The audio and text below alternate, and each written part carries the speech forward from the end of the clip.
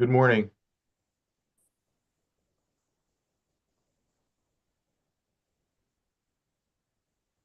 I can't hear anybody.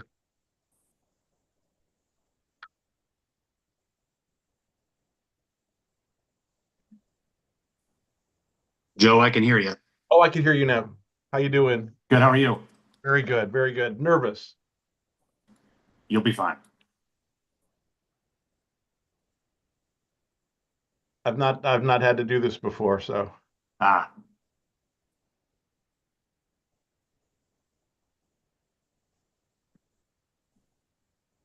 am I up first? I couldn't tell from the order.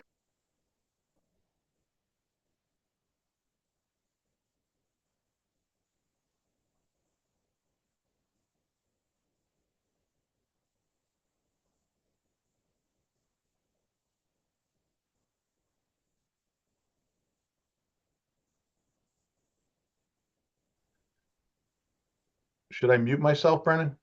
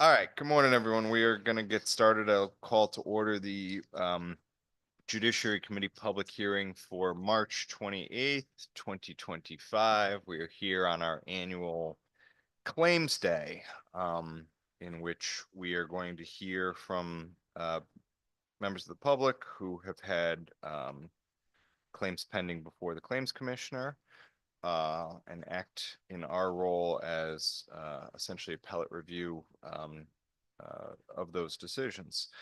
What we're going to do is we're going to start with members of the public. We're going to push the Claims Commissioner to the end of our agenda so that he has a chance to digest stuff and address us at the end. For the members of the public who come up to testify, you'll be given 3 minutes. It is a hard 3 minutes because we do have quite a few people signed up to testify, and we'd like to make sure we get to everybody in a relatively timely manner. If you've submitted written testimony, please do not come up here and read your written testimony to us. We have it. You will run out of time trying to read your testimony to us. And we've already got it online and on our laptops in front of us. It's much better if you can come up and just sort of summarize, hit the high points, and allow us a chance to ask follow-up questions that we may need to. All right. With that, we'll get started. First on the list is Brennan McKee.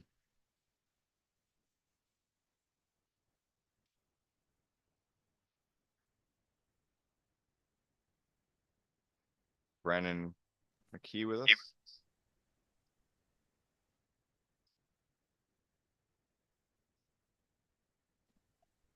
Good morning.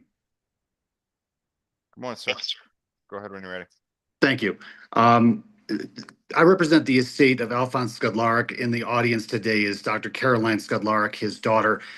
We are seeking a reversal Sir, of the. hold on. I'm gonna interrupt you real quick. We have a lot of claims on the agenda today, so it is helpful if folks can identify either the item number on our agenda or the resolution number they're speaking on, kind of at the outset, so that we can draw our attention there.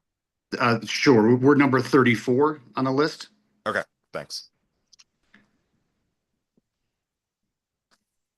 Go ahead, sorry. Thank you. We are seeking a reversal of the Claims Commissioner's decision dismissing this medical malpractice case, and we're seeking release of jurisdiction to the Superior Court. The grounds are set forth in the letters we submitted to the Claims Commission. I'm not going to repeat them here verbatim. I would just note that we have a medical expert who's identified numerous areas of gross medical negligence in this case, in the care and treatment of Mr. Skudlarek at UConn. In addition, the Deputy Claims Commissioner who dismissed the case, we believe, erred in two major ways. One, he adopted a definition of gross negligence, which is unsettled law in Connecticut, is still being decided by the superior courts and has not been ruled on by the appellate courts. He adopted the definition that the negligence needed to be so obvious that you didn't need a medical expert for it. That is only one possible definition of gross negligence. There are others, and the courts haven't figured out which one to apply in the context of the COVID immunities afforded by Governor Lamont's Executive Order 7V. The other error that we've identified in the decision was the finding that the subsequent negligence of St. Francis Hospital, which led to Mr. Skudlarek's death, relieved the state of liability. And that is just flat out wrong under our existing law, that the negligence is not relieved by subsequent negligence of another healthcare provider. And I'm happy at this time to take any questions the panel has. Representative Fishbein? Thank you, Mr. Chairman. Good morning, sir. Morning. Can you just give us a little bit more information? Sometimes we get these claims, and it's an inmate, for instance. Was the Mr. Skudlarek an inmate at a prison? He was not. He was an elderly gentleman still working in Bristol. Just happened to contract COVID and was taken to UConn Medical Center in the context of that. Okay. And the claim is that he got maltreatment for COVID, and that is the claim? The claim is, yes, he was admitted in the context of COVID. His treatment fell far below the standard of care in numerous ways, including administration of medicine that he should not have received and deprivation of medicine he should have, which led to his deterioration and ultimate death. And did you get a letter, that's required under the statute to proceed on a med mal claim? We did. My client actually initiated this claim pro se and retained me subsequent to that. So she filed the claim with the claims commissioner, not realizing she could have filed it in Superior Court.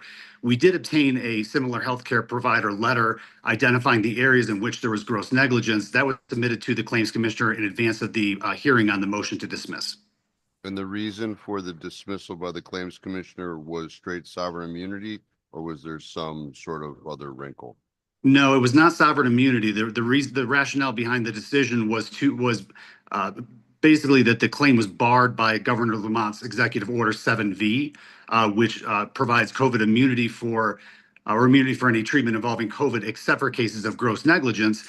And notwithstanding our healthcare provider's letter identifying gross negligence, the deputy claims commissioner found that that the case was essentially immune from prosecution, dismissed it on that basis. Oh, interesting. Okay.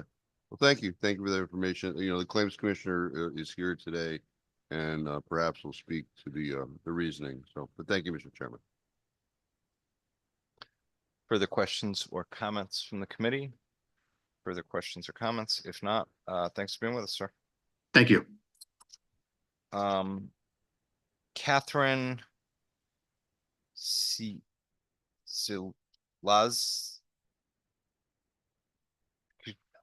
Catherine Chokas. Sorry, ma'am. Apologize about that.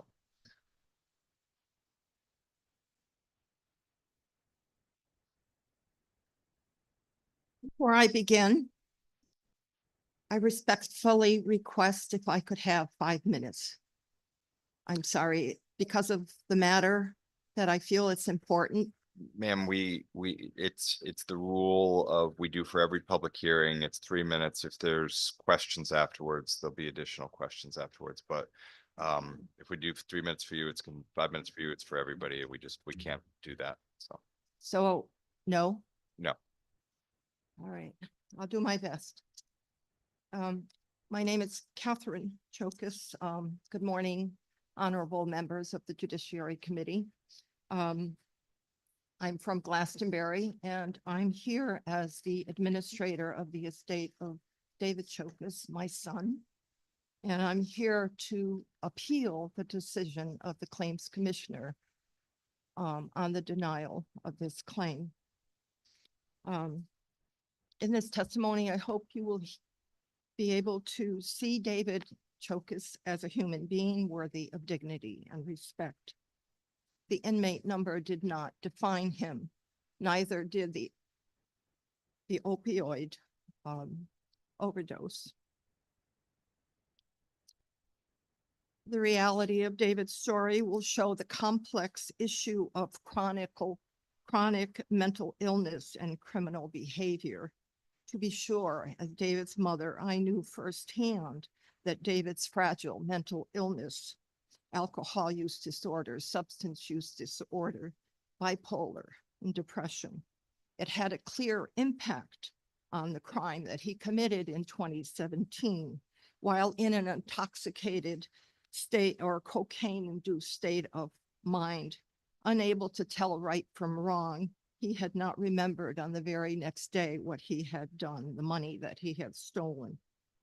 With his medical record well known to his public defenders and even to letters that he had sent to Governor Lamont and to the Commissioner of Department of Corrections asking for help to be placed in a rehabilitative facility rather than incarceration. It was not to be. I believe the General Assembly will agree that the state had a legal and moral obligation to keep David safe and free from mental and physical harm when he entered Hartford Correctional on March 9th, 2020. The state cannot ignore the details of their breach of care with case law that I had provided to the claims commissioner in December of 2023. The state's denial cannot be used as a shield by the state to avoid liability or to lessen the responsibility for proper medical and mental health care, which David had requested on several occasions, which care was not provided for him.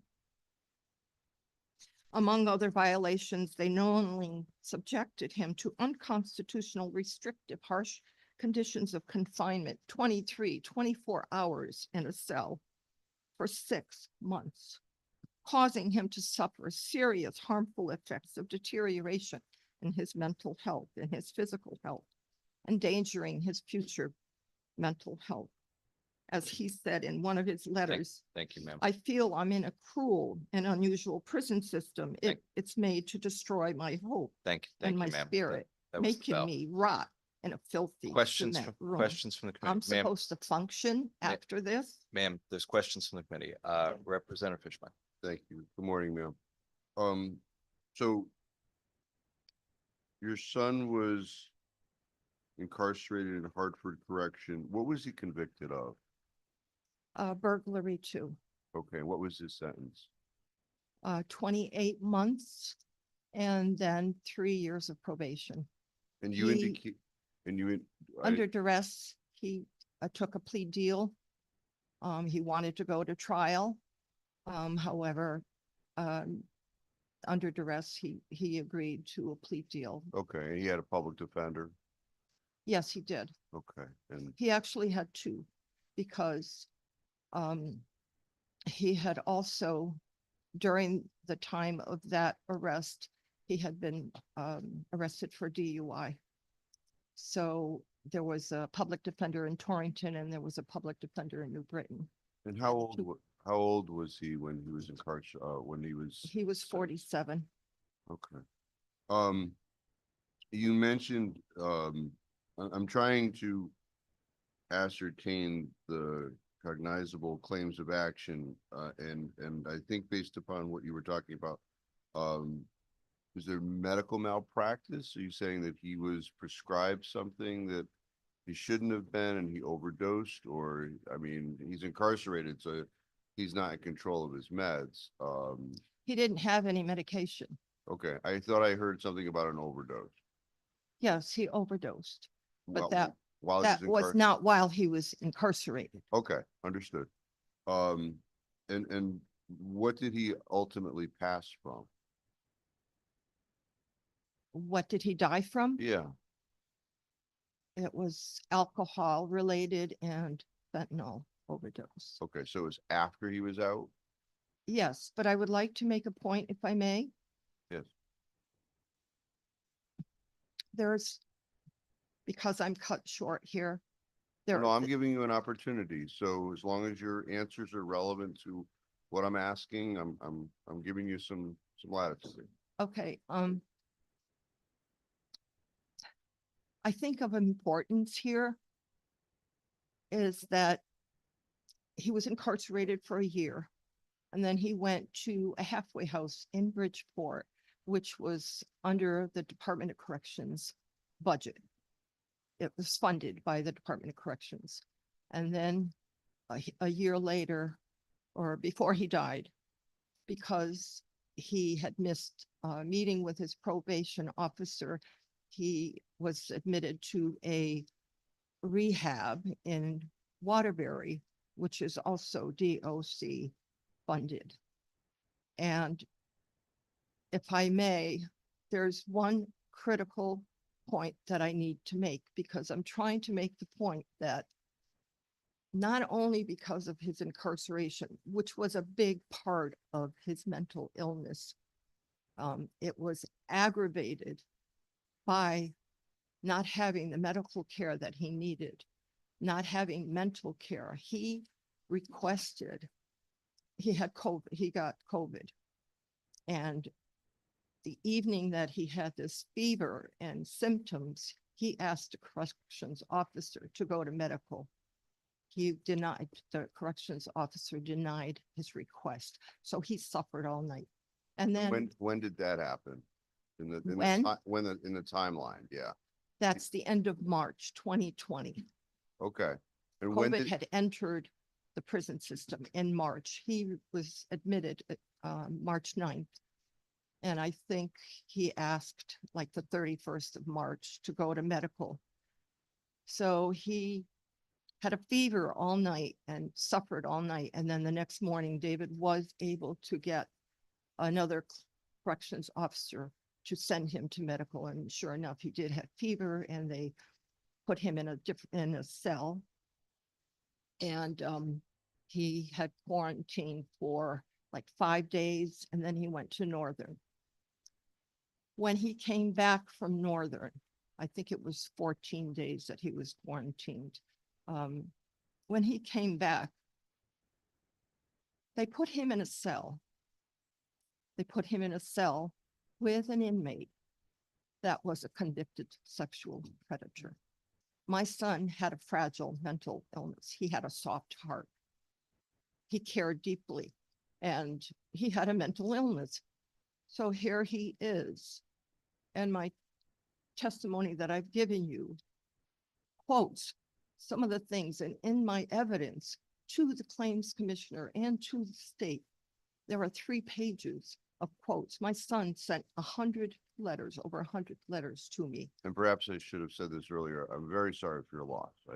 Thank you. it's- May I continue? We're way into this, but I just want to try and stay focused on what we're here on today. So when did he pass?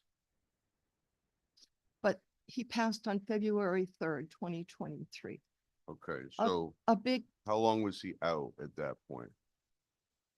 how long was he out? Yeah, Well, he was still under the state's custody, because of so he was living at the halfway house? the halfway house and then probation. But if I may, the point I want to make is because he was incarcerated with this individual, 6 feet tall, 260 pounds, and this inmate made sexual harassment comments to David. And there's 3 pages of evidence of what he said. I did a chronology of all his letters after he died, and I put together my claim. And it tormented him. So at one point, he did approach 3 corrections officers on 4 occasions. For his safety, he wanted to be moved from that cell with that inmate. And one corrections officer told him, welcome to prison.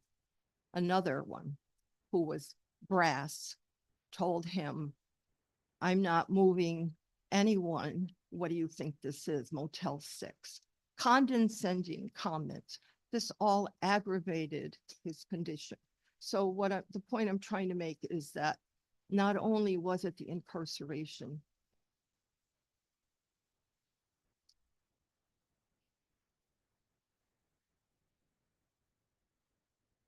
I'm sorry. At the time of him, you mentioned halfway house and then probation.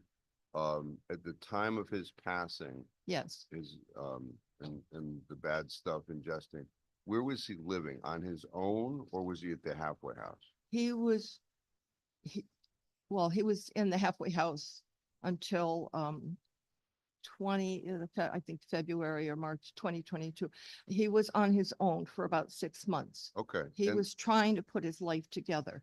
and I understand you're very invested in this situation. I totally understand that. Have you consulted with a lawyer? Do you have a lawyer helping you? No, because we couldn't afford one. Okay. And the basis of the dismissal, I would think that the claims commissioner challenged causation, that there was no link up between the overdose, the passing, Right, and state action. Is that fair? right. Okay. Excuse me. Yeah. It's a denial, not a dismissal. Well, they denied the ability to assert the claim. So thank you, and thank you, Mr. Chairman. Further questions or comments from the committee? Further questions or comments? If not, thank you, ma'am, for being with us and for sharing your story.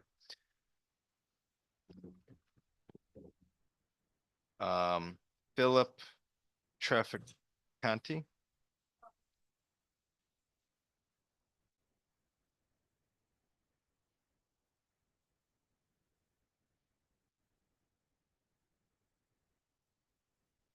Representative D'Amico, are you?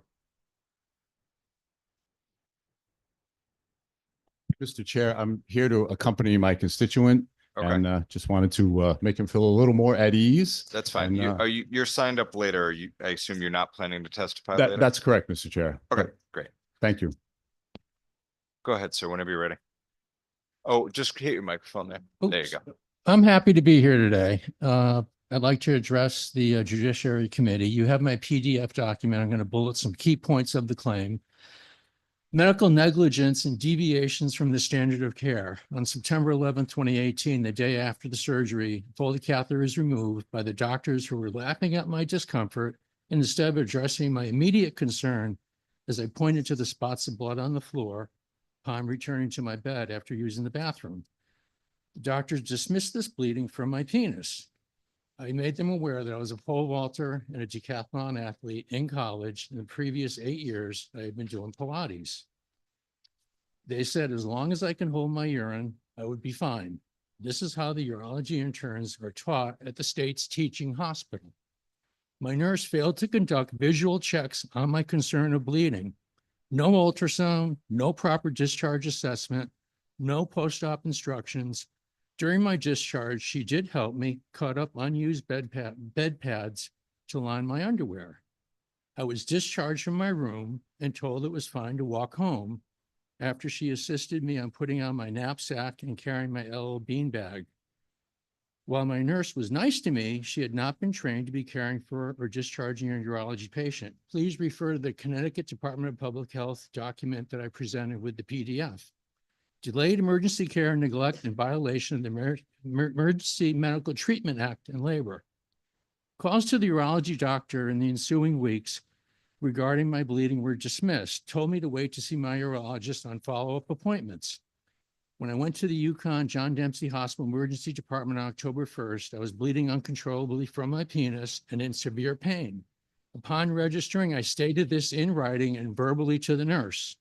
The nurse in the ED never assessed me, never provided medical screening, never performed vital signs, never looked over the control desk at my bleeding state. She didn't care. I was denied emergency care of any kind and told if I really needed emergency care, I should go elsewhere. Under the ED, the direction of and control of the director of the Emergency Medicine Department had never been in compliance with the Federal EMTALA Act.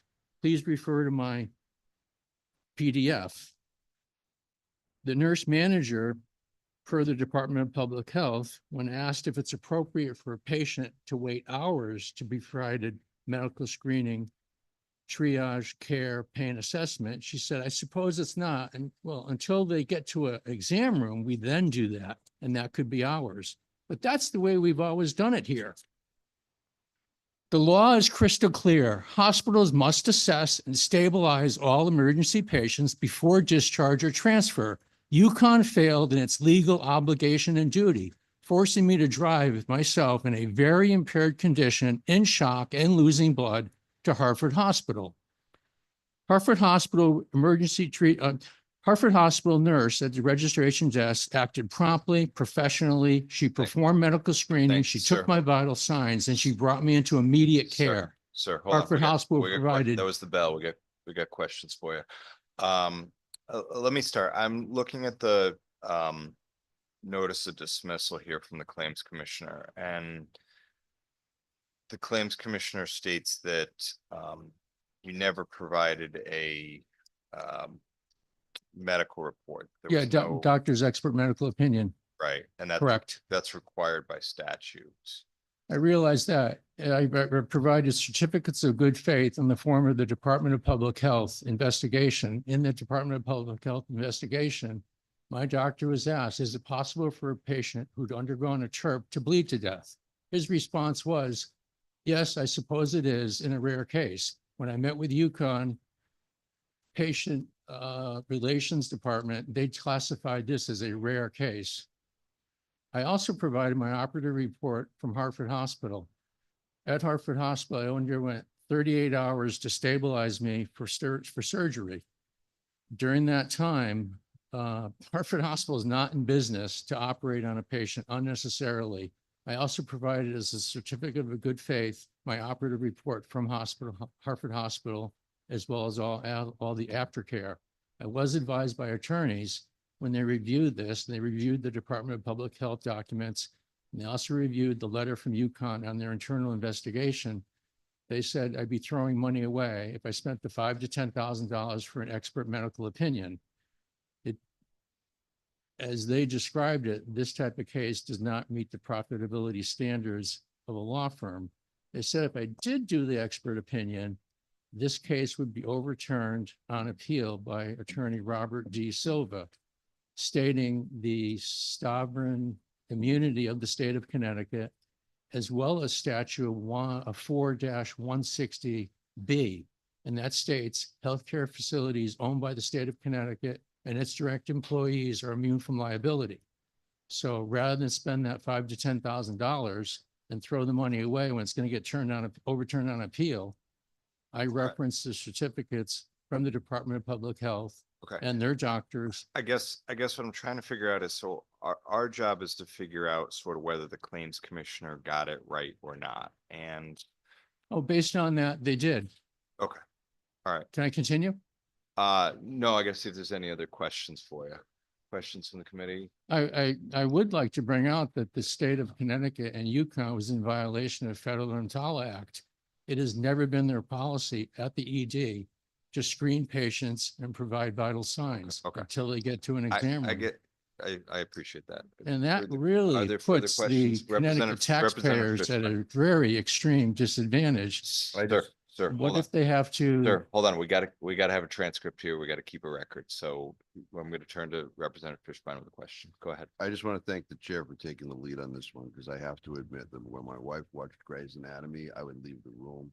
Remember the part in Quincy when he took the stuff out and put it in, everybody passed out? That's how I am. So every time I'm hearing about medical stuff, so thank you, Mr. Chair. You're welcome. Further questions or comments from the committee? If not, Representative Miko, good to see you. Thank you, sir, for joining us. So I can't finish my 3 minutes? You did. The bell rang. So the way it works is 3 minutes of introductory. When the bell rings, then we get to ask questions after that. Okay. So appreciate you being with us. James McCall.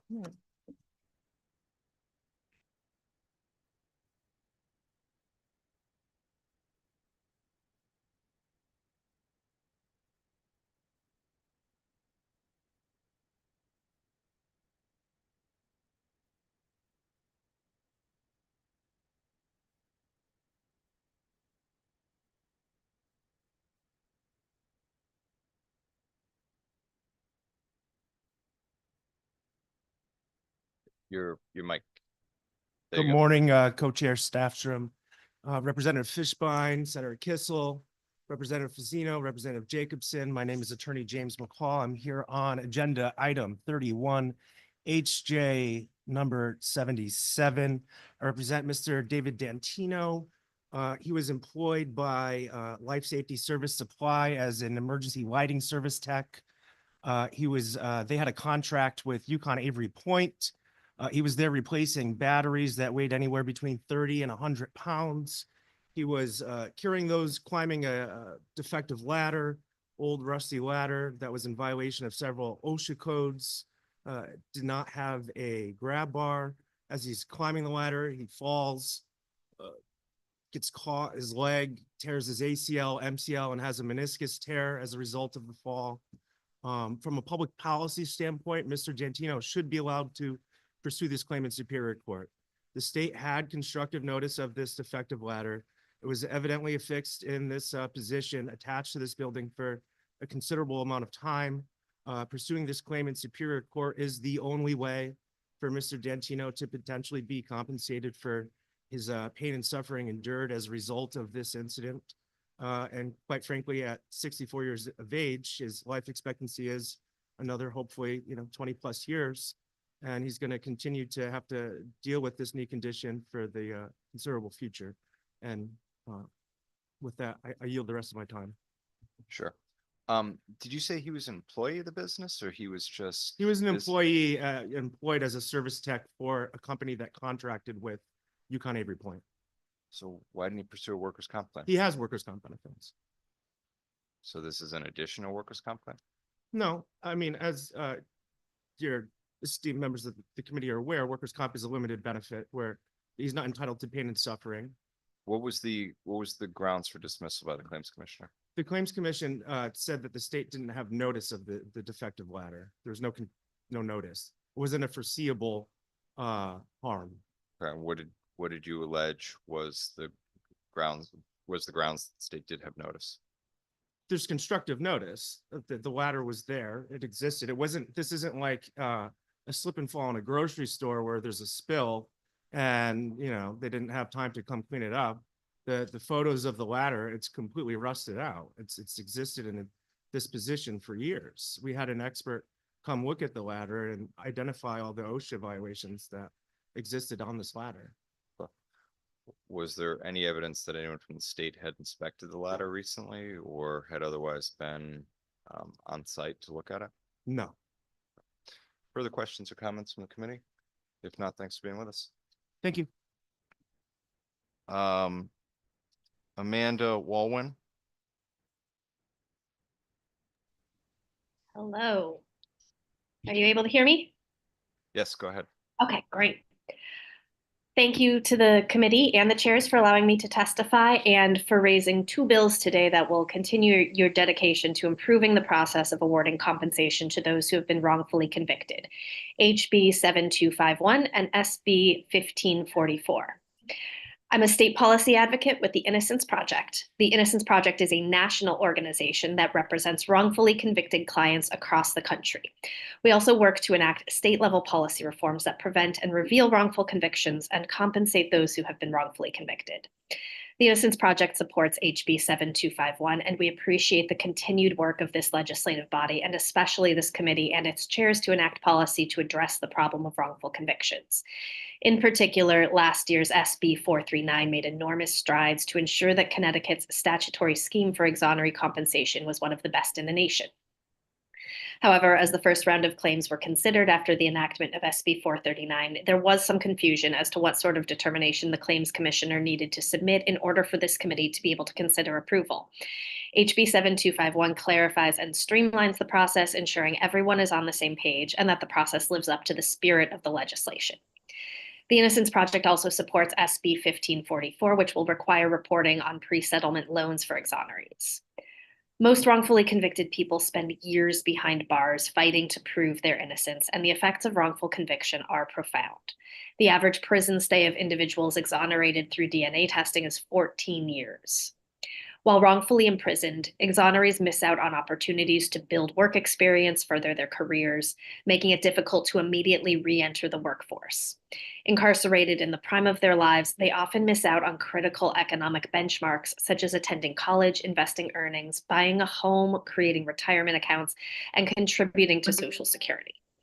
Upon release, exonerees can face a number of immediate challenges financially, such as finding housing, transportation, healthcare, and other basic needs. For exonerees without a strong support system on the outside, or when that support system is already stretched to its limit, a loan against their likely eventual payout from the state doesn't just make financial sense. It can also be a critical lifeline toward rebuilding their lives.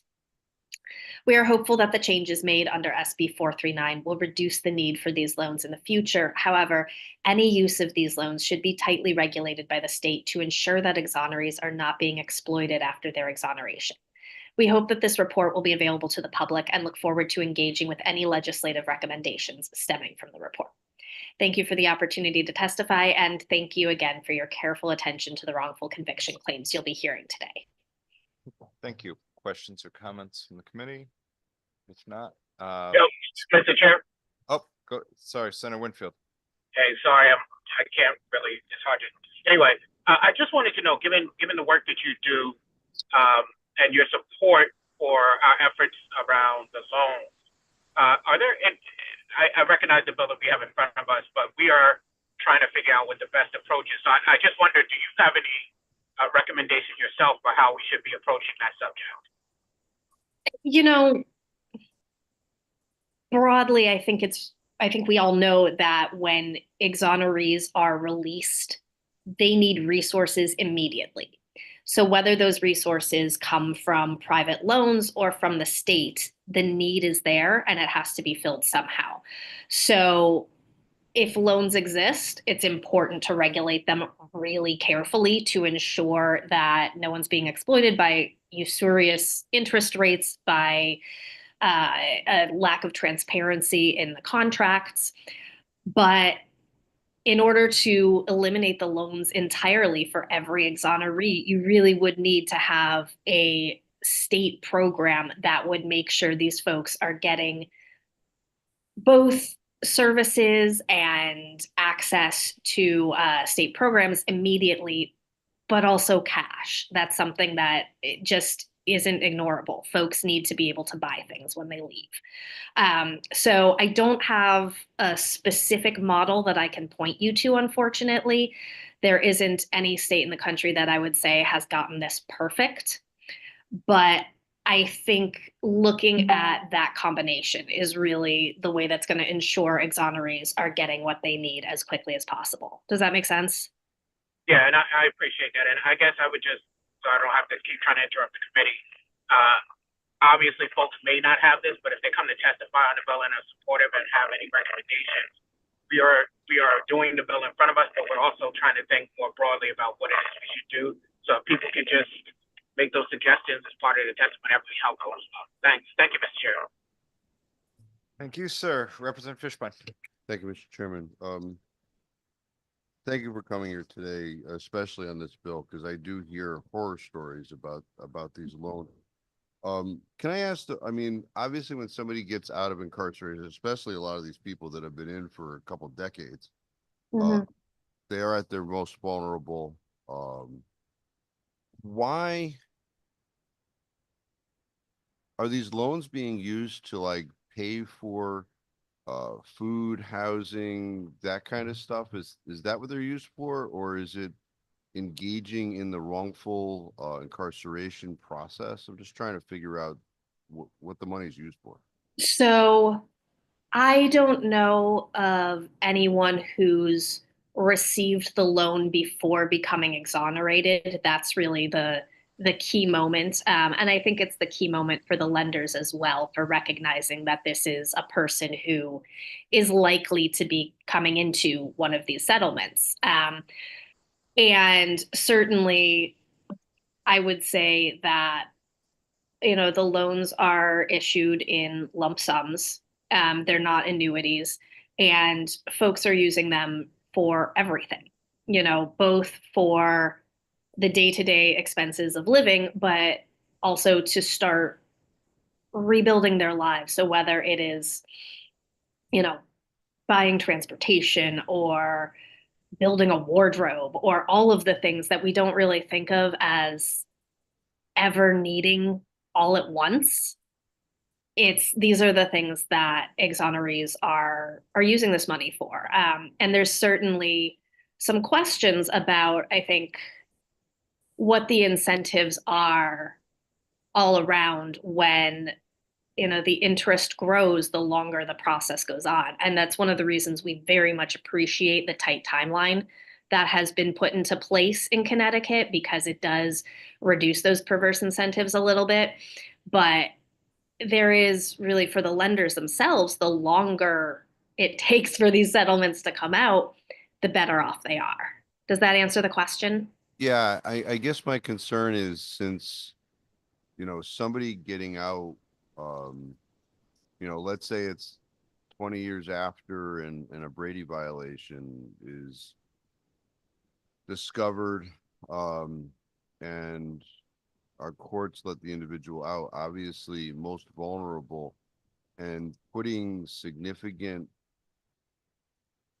money in the hands of somebody who, let's say they were, you know, let's say they were away for 2 years and it was a drug charge. It was a, you know, possession and use of drug charge, right? And now they're out, and they've got a significant amount of money in their hands, I would hope that nothing bad happens. But, maybe we need to think about trustees, in some way, shape, or form in this process to protect certain individuals from themselves and the evils, in the outside world. So, thank you for coming here and thank you for the exchange. Thank you, Mr. Chairman.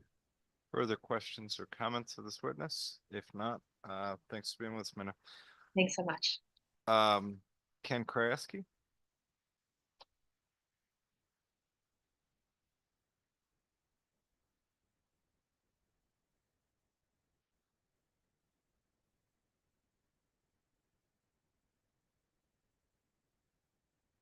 Good morning, Representative Staffstrom, Senator Kissel, Representative Fishbein, Representative Jacobson, and other members of the committee, including Senator Winfield. Thank you for the opportunity to testify. I represent 3 different claimants today. I represent the estate of Ryan Marzi, which is item 13 on the agenda, and I represent the estate of Jan Bryan, which is item 32, and Deanna Wallace, which is item 3. Item 32 and item 33 are together. They're different cases, but it's the same nexus of fact and law. So I'll talk about those second. I'd like to talk about the estate of Mr. Marzi. And while I'm up here, I'm going to spend a moment of my valuable time just echoing what the previous witness said, in that I've had people call me who are trying to get money, potential clients who are exonerees, and they're saying, I'm desperate for money because I just got out and this process is going to take time, and they'll use the loan to pay for basic goods, rent, food, and it's crazy to pay interest on spaghetti. So in terms of item number 13, which is Claims Commissioner File number 26927, the estate of Ryan Marzi versus the state of Connecticut, I'm asking the commission to vote no and overturn the Claims Commissioner's decision as unjust. There are 2 parts of this Claims Commissioner's decision. On August 24th, 2022, Mr. Marzi was at his girlfriend's house in Coventry, way out in Eastern Connecticut, and a state police officer jumped him from behind, fell down. They both fell down, and that gave Mr. Marzi an embolism, which eventually killed him 2 days later. The Claims Commissioner incorrectly ruled that that was not a negligent use of excessive force, and we're claiming that it is. And then the second part of that decision is that Mr. Marzi was tased for 60 seconds, which is an absolute grotesque violation of taser rules and state police rules. And I challenge anybody on the committee that to accept the Claims Commissioner's decision that $20,000 for 60 seconds worth of tasing is an appropriate sum. If I gave anybody on the commission a suitcase of $20,000 and said, I'll give you this in exchange for me to tase you for 60 seconds, everybody would reject that. And rightfully so. There's no value that we can put on that, but the value that we seek is the ability to sue. So we're asking the Claims Commissioner's decision on Marzi to be overturned so that we can take this into court and put it before a bench trial. And then in terms of the estate of Jan Bryan and the estate of Deanna Wallace, the Claims Commissioner, its decision had both factual and legal inconsistencies, and we believe that the state police had a duty to find the wrecked car. I know you're here on 2 claims, so I'm gonna give you just like 30 seconds just to summarize the second claim. So here. in that one, two women were in a car that overturned and rocketed off a highway concrete abutment, and it was in a ditch, and the state police missed it. There was the trunk of their car ended up on the side in the middle of the highway. It hit another car, ran over the trunk of the car, and the woman whose radiator was punctured by the trunk of the car at the center of the claim asked the state police officer, are you going to find the car that's associated with this trunk?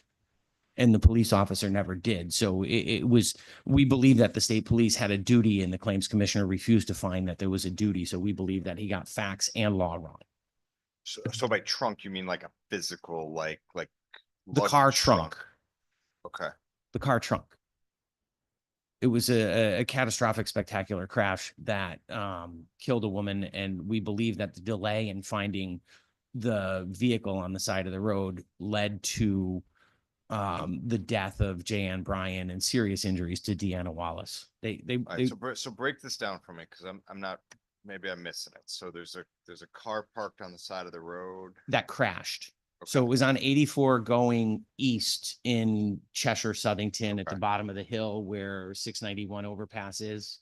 Right, and There- so then the claim is that the state police should have gotten to that initial crash scene sooner.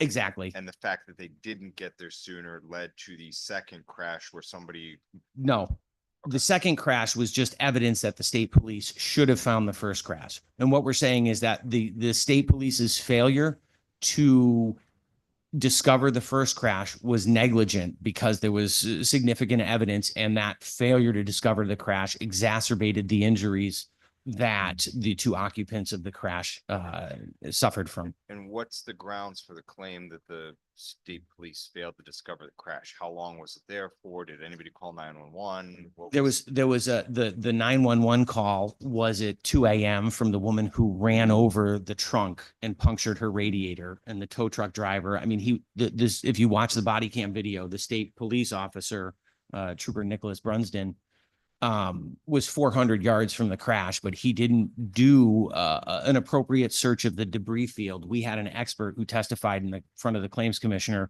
who suggested, who was a police expert in accident investigations, and he suggested and testified that the police officer had a duty to find the crash, and that he had a duty to examine the debris field and figure out where the trunk came from. And that's where we think the claims commissioner got the decision wrong, is that he refused to find the police officer had a duty. Let me go back to the first one. So did the, so you said the state police officer jumped Mr. Marzy. Yes. Was he trying to detain him? Was he arrested? Mr. Marzy was going to open the door to the truck of his car, open the door to his truck. He was in bare feet and he had no shirt on, so it didn't seem like he was going to go anywhere. The body camera footage, the trooper should have had an adverse inference against him because the trooper's body cam was not on, and the only thing that we can, that only record we have is a dash cam with no noise. There's no volume on the dash cam, so we felt the adverse inference under the Police Accountability Act and the body cam legislation leads us to the fact that this was negligent. The trooper should have known that Mr. Marzy was twice his size, and it was an imprudent action by a state police officer to, assault somebody or try to prevent them from moving when they're twice the size. And there was another trooper that was about to show up in like 15 seconds. And that trooper is the one who tased Mr. Marzy for 60 seconds. Okay. And was Mr. Marzy injured? Did he die? What happened with Mr. Marzy fell down. Both the trooper and Mr. Marzy fell down, and Mr. Marzy suffered an embolism in his leg that went into his lung, and he died 3 days later in his home. And so we're saying that the negligent use of excessive force, which was trying to take Mr. Marzy down without a prudent plan as an officer, led to his death. And so that's the first claim against that part of the case. And then the second claim is the excessive force. While Mr. Marzy was on the ground, incapacitated by his leg injury, the trooper then tased him for 60 seconds. Never gave any oral arguments. The trooper admitted in the internal affairs investigation that she used negligent force, and the claims commissioner translated that into a $20,000 award, which we think is insufficient, given the pain and suffering and the cost of our litigation. Okay, so the claims commissioner hasn't denied a right to sue. The claims commissioner has recommended a $20,000 award. Exactly. Okay. So, but we think the there award is.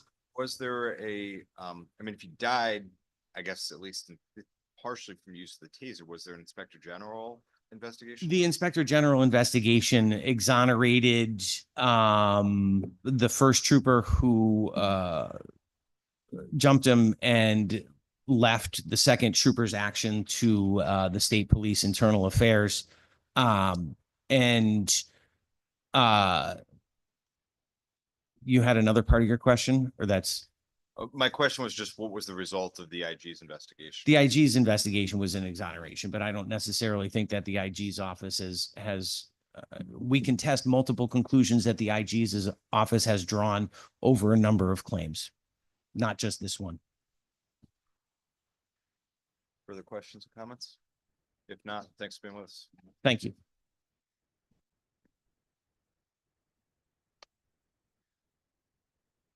Joseph Fody. Good morning, Mr. Chair and respected members of the committee. My name is Joe Fody. I represent Heather Robillard. I presented materials. This is item that is listed, I believe it's number 69, position number 24 on the list of cases. Heather Robillard. This is a 56-year-old woman who was traveling behind a vehicle that was operating in somewhat of an erratic state. And she called 911 as that vehicle turned off the road and pulled over to the side of the road. She went to the driver, who is an elderly gentleman, appeared to be confused. The state trooper McAlpin, who was discussing this matter with her, and he could hear through the cell phone the conversation between herself and the elderly gentleman, who, like I said, was confused. The state trooper at that point in time was attempting to use Miss Robillard to keep the gentleman in that position and not leave the scene so that another trooper can respond. The gentleman was getting agitated. The trooper then told Miss Robillard to reach into the car and grab his keys, which she attempted to do. The gentleman panicked and drove off with her reaching into the vehicle.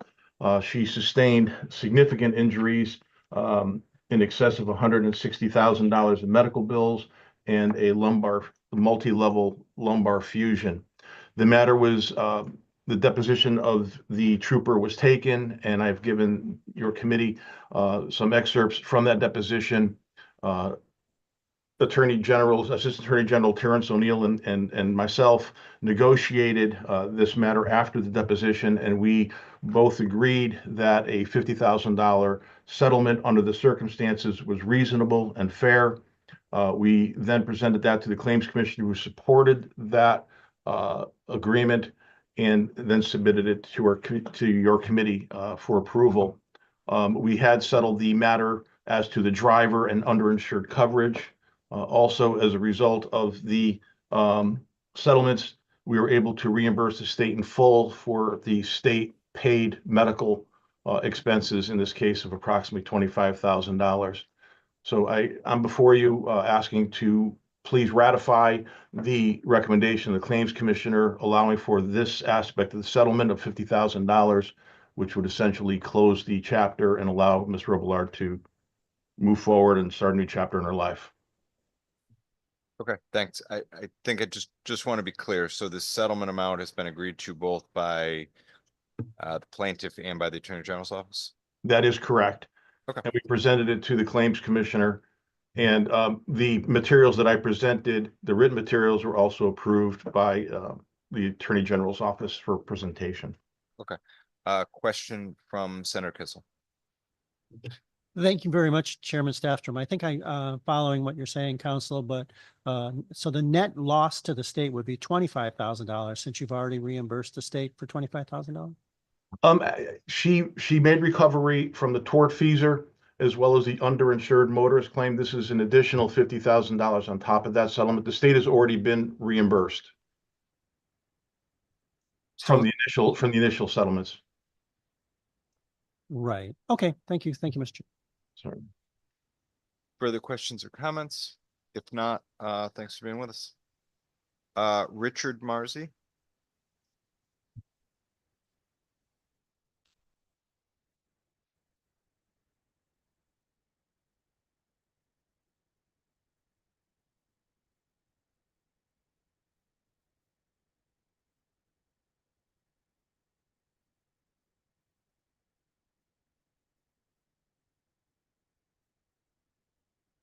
Good morning, Mr. Co-Chair, members of this distinguished committee. And for the record, my name is Richard Marzi, Wellswood Road in Hebron, Connecticut. I'm here as the administrator for my late son, Ryan Marzi, file number 26927 and SJ 69. I think it's number 13 on your list. I never would dream that I would be before you asking for your support on to vote no on SJ 69. Sometimes life really punches a hole right through your heart, as it did for me 3 years ago. The insurance commissioner's claim decision neglected the testimony of use of force from expert Dr. Darren Porcher, who, as a retired New York City Police Department Internal Affairs lieutenant, Dr. Porcher investigated many cases like this with my son. The Connecticut Office of the Inspector General has used Dr. Porcher as an expert witness in the past too. And what we're asking from you this morning is to vote no on SJ 69. And we're asking for a tribunal of the Connecticut State Superior Court should hear Dr. Porcher's testimony that contradicted Trooper Stinson's testimony that Mr. Marzi, my son, posted an immediate threat. The day that this happened in our home in Hebron, Connecticut, when the state police arrived, I told them everything I gave in my statement. And when I got to the part where I told them that my son was tased that Wednesday evening before, the trooper paused for a minute and then he consulted with the sergeant who was on the scene. And at that time, they told me they were going to take Ryan to OCME in Farmington, that they had jurisdiction at that point. So once they did, that got everything rolling. The Inspector General's office got involved, and we never got a chance to grieve publicly, because as soon as the AP released the story about how the state was investigating the police and how the police were investigating their own, it became news. First Media picked it up, and it was on every news and every newspaper. So again, thank you for letting me speak before you. Appreciate it. Thank you, sir. Appreciate you coming for us and sharing your story. No, it can't be easy, especially, and we're sorry if you lost your son. Thank you. Next up will be Teresa Olis.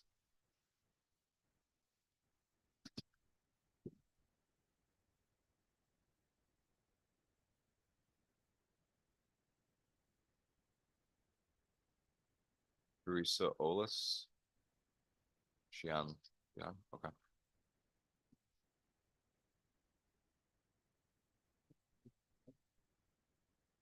All right, we'll move on and maybe we can get her figured out. How about Christine Kumesh?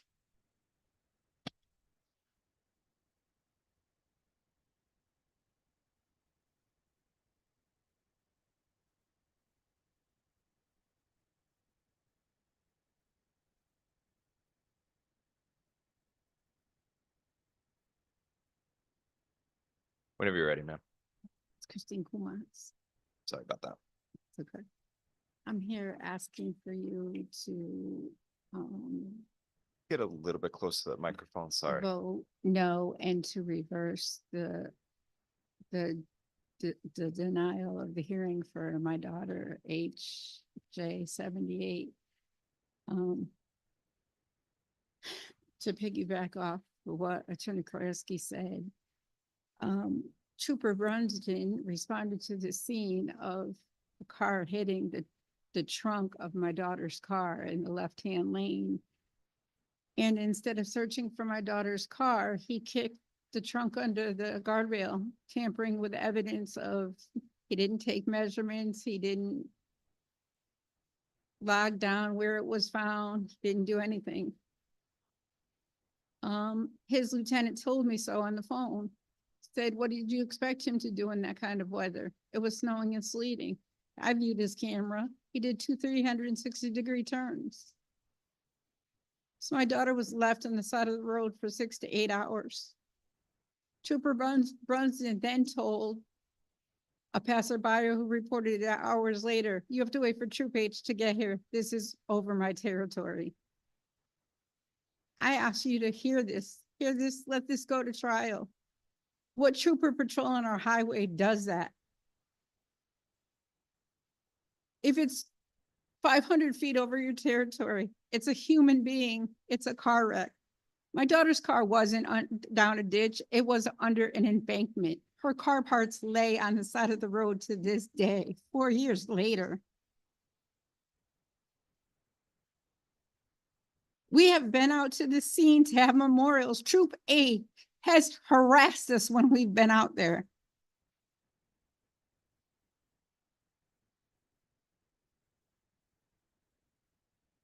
You can go on YouTube and you can watch this trooper kicking the trunk of my daughter's car under the left-hand lane guardrails, never looking to the right to see my daughter's car.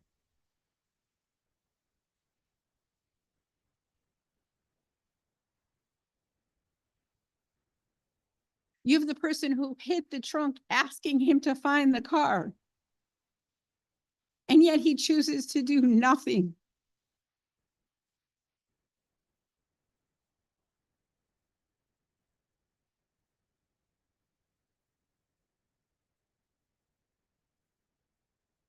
Nothing.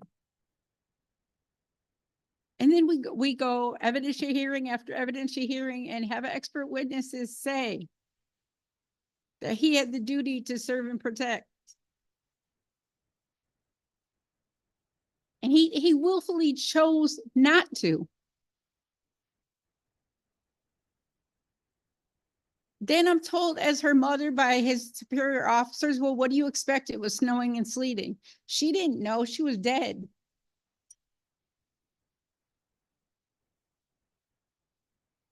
Thank you, ma'am. Questions from the committee?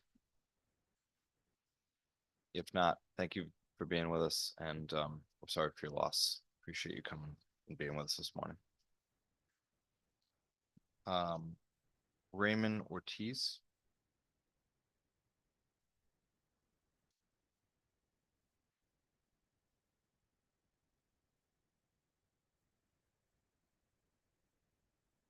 Raymond Ortiz with us? No? Okay. How about Robert Bryan?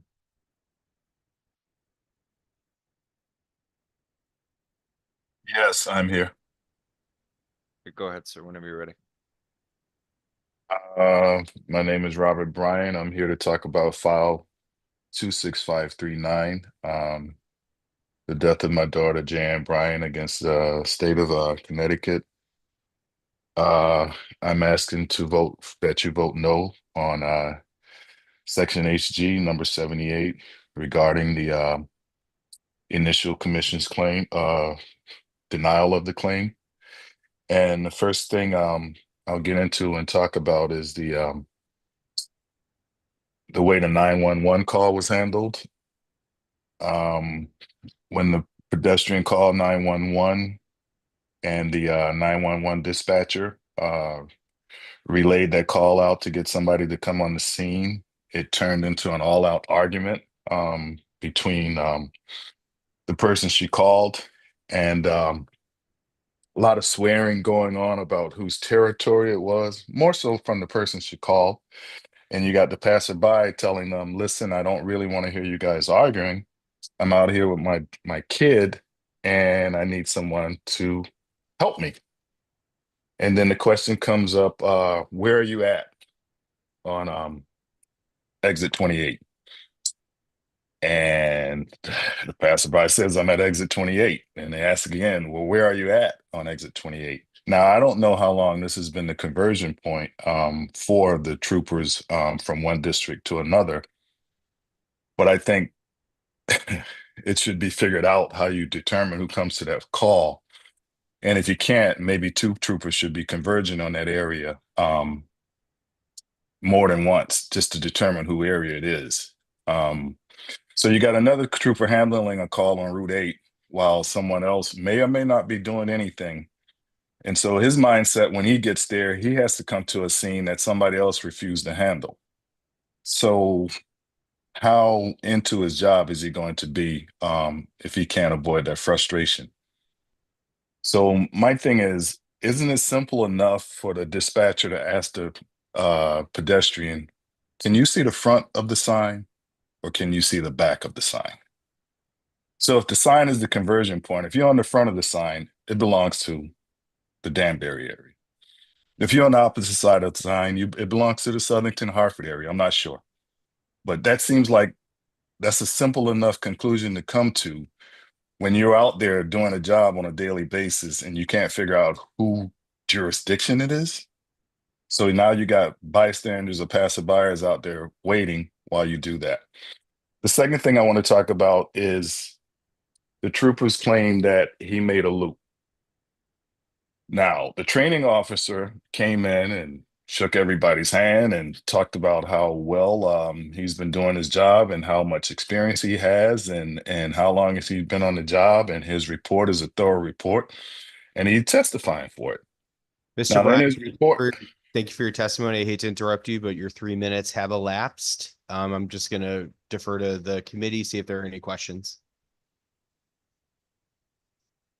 Seeing none, we appreciate your testimony. Once again, I hate to interrupt you, but out of fairness to the other speakers, we got to cap it at 3 minutes. But well, I mean, a lot of other speakers went longer. I just had one more thing to say. yeah, If you one can make an sentence exception for to them, can you summarize make is one fine. for me? I'm One sorry? sentence to summarize is fine. One sentence to summarize? That's utterly impossible. I've lost my child over 4 years ago, and I'm just trying to make one statement, and you want me to do it in one sentence? Just yeah, I'm sorry. Out of fairness to to all the other speakers, we got. What about fairness to me? Some other speakers went 5 to 10 minutes. I just want all I want to say is if you can stop interrupting and allow me just to say this. The trooper said he made a loop. The report said he didn't. When they questioned him, why is your report saying he didn't when he said he did? All of a sudden, this guy wasn't Mr. Thorough. I have no reason not to believe him. I think he made the loop. That's in contradiction to his report. Thank you, Mr. Bryan. Okay. Next we have Deanna Wallace.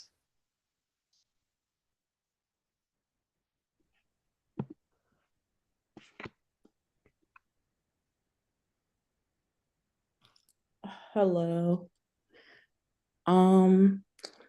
I am here to ask for the vote no for the SJ 59. I'm asking to vote for no against to against the estate, allow me and the estate of J.N. Bryan to sue the state for negligence for what happened to us on the night of February 20th, 2021. I was also in that car that was just spoke about. I was the passenger. The state trooper Brunson, he did not do a full sweep that he was supposed to do.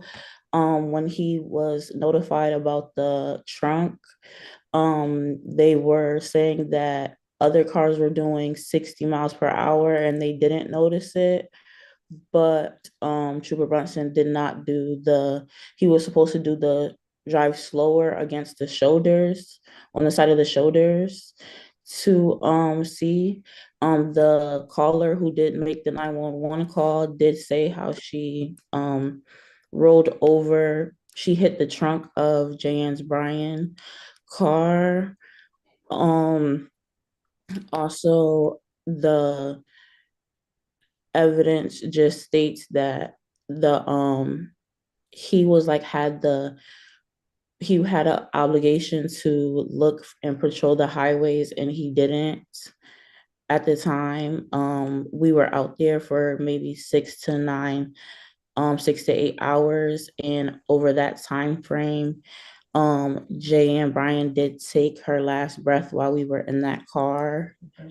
From when we first were in the accident to when we were found. And it has just been a rough 4 years from myself, even through the surgeries and the injuries, medical bills, traumas, surgeries after surgeries, and still having surgeries. And they're saying that he did, Trooper Brunson did do what he was supposed to do, but the expert witness said that he didn't do the right thing by protecting the highways that he was supposed to do. He had a responsibility to save us, and he didn't in a timely fashion. Thank you, ma'am. Questions or comments from the committee? Questions or comments? If not, we appreciate you sharing your story. Erica Imirante. Yes. Good morning, Representative Stafstrom, Senator Winfield, Representative Fishbein, and distinguished members of the Judiciary Committee. Can you all hear me okay? Go ahead. Great. So my name is Erica Amaranti. I'm a partner at Wigan and Dana, and I represented the state of Connecticut in the file number that is on your agenda at number 34. And this is the claim against the state made by the estate of Alphonse Skudlerick. Attorney Brennan Mackey spoke first this morning, so you already heard some testimony on this. And I've submitted written testimony in the form of a letter dated January 30th, which lays out the state's position. But it's the state's position that the Deputy Claims Commissioner did correctly determine that this claim did not meet the standard for gross medical negligence, and that there was a consideration of extensive briefing, there was an evidentiary hearing, and ultimately that decision, which was a written memorandum of decision, is correct, and that the House Resolution number 80 should be voted in favor of, confirming the decision of the Claims Commissioner. And the sole issue really is whether or not the Claims Commissioner correctly determined that the claim for gross medical negligence could not proceed to the Superior Court. And Attorney Mackey this morning indicated that there are numerous definitions of gross medical negligence and that it's unsettled in the law. But as I've set forth in the written testimony, that's actually not true. Our Supreme Court has already said in the Boone decision back in 2005 that gross medical negligence is an obvious and egregious violation of an established standard of care, and that it is rare for gross medical negligence to be established when the administration of medication is at issue, which that's one of the claims in this case. There's the administration of medication to Mr. Skudlerick when he was a patient during the COVID pandemic. And then there is an unwitnessed fall that he had during that same hospital admission. Those are the only two claims that were before the Claims Commissioner and that are before you today. And there's binding precedent from our appellate courts that neither one of those can be gross medical negligence. So unless there are any other questions, I would urge this esteemed body to please confirm the decision of the Claims Commissioner, which is in House Joint Resolution number 80. And I'm happy to answer any questions you might have. Thank you. I just want to emphasize, I think you said there was a full evidentiary hearing on this claim before the Claims Commissioner's office, correct? Well, there was an evidentiary hearing. Yes, evidence was submitted. The state submitted some pieces of the medical chart. There was a letter from a physician. So yes, there was. It was on Zoom. It was an evidentiary hearing. Yes. Okay. Questions or comments from others on the committee? Questions, Representative Fishbein? Thank you, Mr. Chairman. One of the issues that was brought to our attention this morning was the Claims Commissioner found that under Executive Order 7B that the matter could not proceed. Can you just speak to that? Certainly, I'd be happy to. This really proceeded in two stages. So first, there was a resolution of a motion to dismiss based on the immunity for healthcare providers that the governor had issued in Executive Order 7V, and that part has not been appealed to this body. That is my understanding, and that's documented in the letter that I submitted in the written testimony. So that's the first piece, and then that's the reason why the claim then proceeded to an evidentiary hearing and further briefing on whether or not there could be gross negligence, because the governor's executive order did not exempt claims for gross negligence, or did not provide immunity, excuse me, for claims of gross negligence. And that's the reason, in my understanding, why the claimant wanted to proceed with this claim as a gross negligence claim, because they are not appealing the decision that the immunity provided by the governor's executive order applies to any medical negligence claim, and therefore those claims were properly dismissed. Okay, understood. And just for clarification, is it 7B as in boy or 7V as in Victor? V as in Victor. Oh, thank you very much. That's all I had. Thank you, Mr. Chairman. Further questions or comments? If not, thanks for being with us. Yvonne Sun.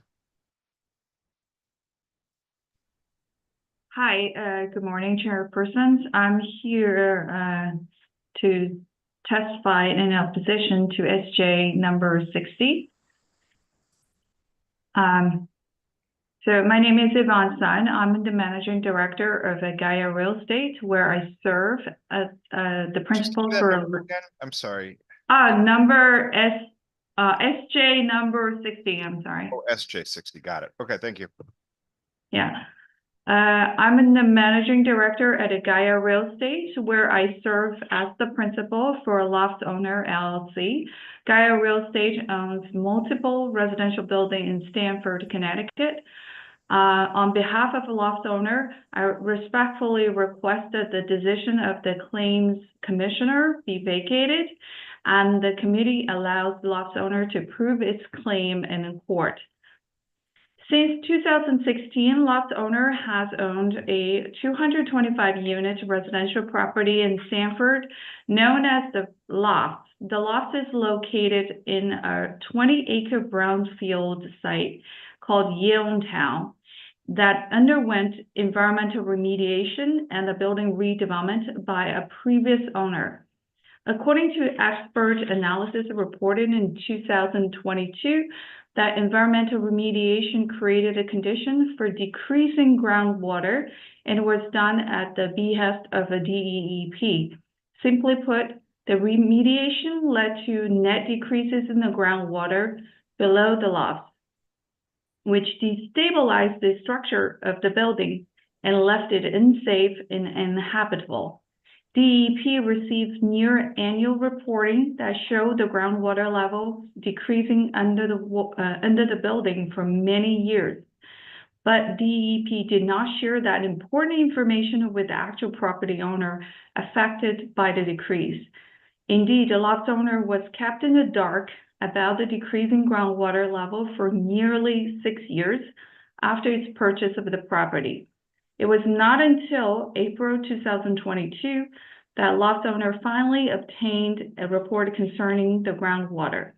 The claims commissioner's decision, if left to stand, invites claimants to make a claim against the state before it's evaluated by necessary experts. It also discourages the property owners from taking the time needed to solve such a problem before resorting to claims and the litigations. Therefore, a Loft Owner should have the opportunity to prove its case and respectfully request that the resolution not to be passed. I thank it for the committee for your time and in consideration. If you have any questions, I'm happy to answer them. Thank you. Questions from the committee, Representative Fishbein. Thank you, Mr. Chairman. Good morning, ma'am. When did the remediation occur? The remediation actually, I believe it starts from 2010-ish, because from the information we have, 2007, 2010-ish, it was done by the previous owner as required by the DEP. So we assume that was probably done at the time. Okay. And why did the commissioner dismiss? What was the basis? I think the base was probably on the argument of a statute of a limitation. We have a different understanding of the starting point of the date. Okay, what is your understanding? If the remediation was done in 2010, what is your understanding as to when the statute would start to run? Because we're not questioning the remediation itself or how it should be how it should be installed at the time. Rather, the issue is the cost of the damage over the years. And the DEP received the report showing the decreasing of the groundwater. And as the loft owners, the property owner of the loft building, we were kept in the dark for many, many years. And we requested DEP to share that report after we start investigate in 2019. We kept asking, and until April 2022, we were able to get a copy of such a report, which allows us to determine the cost of the damage and the responsible party. Until then, we are able to make a claim against the state of the Connecticut. Otherwise, we don't have the substance to make such a claim. So it's your allegation that DEEP had a duty to you or your entity as a subsequent owner to inform and to provide those reports? Well, DEP received that report on the annual basis. They have substantial data and information about the groundwater level, which they could have warned us ahead of time when we have a chance to make such a repair, and which wouldn't lead to the condition that after 2022, the building was completely uninhabitable, and we have to displace every single tenant. And we did request the DEP to share that report with us, and we attempted multiple times and did not receive the report. Okay, thank you. Thank you, Mr. Chairman. When did your entity, when did you purchase the property? We purchased the property December 2016. Okay, was the property placed under the Transfer Act at that time? I'm sorry, what? Was the environmental condition of the property known at the time?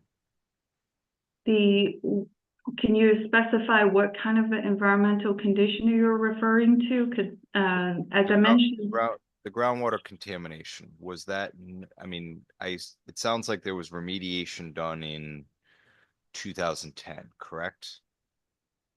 I think that's a continuous requirement throughout the years, but Right. probably it started from then. Right. So what I'm trying to figure out is if there was remediation done in 2010, I assume there was ongoing groundwater monitoring between the time of 2010 and 2016, which would have meant when the property was sold to your entity, it would have had to go in the Transfer Act. And there would have been continuing Transfer Act obligations after that. Does any of this sound familiar?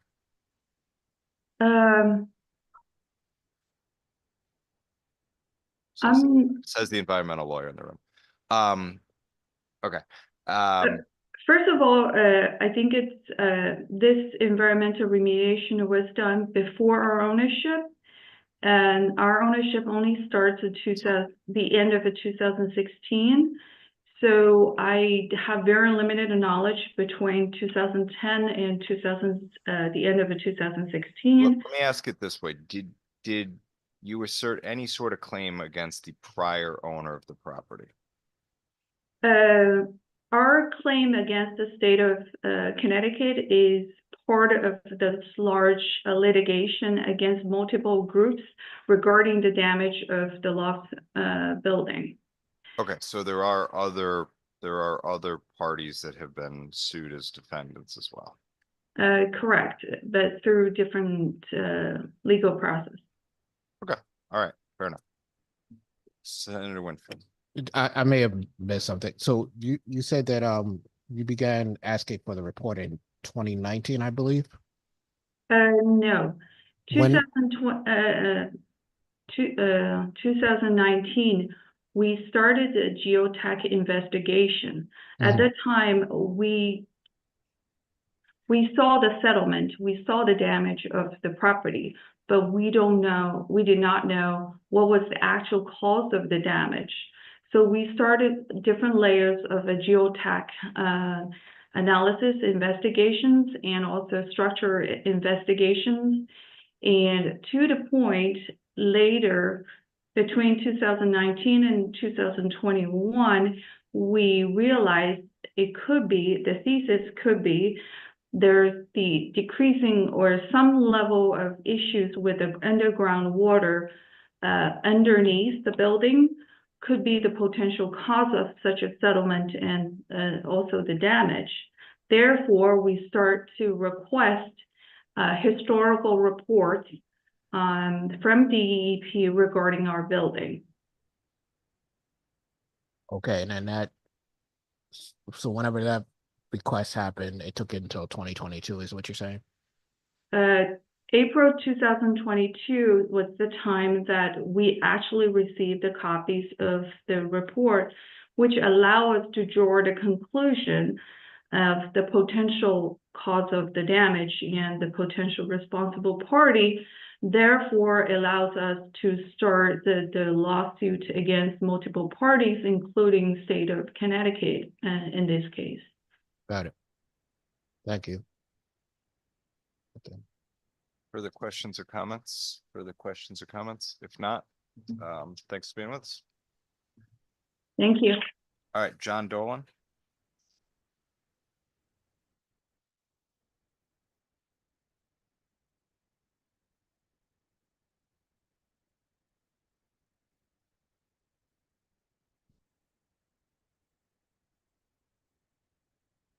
Good morning, Mr. Chairman and members of the Judiciary Committee.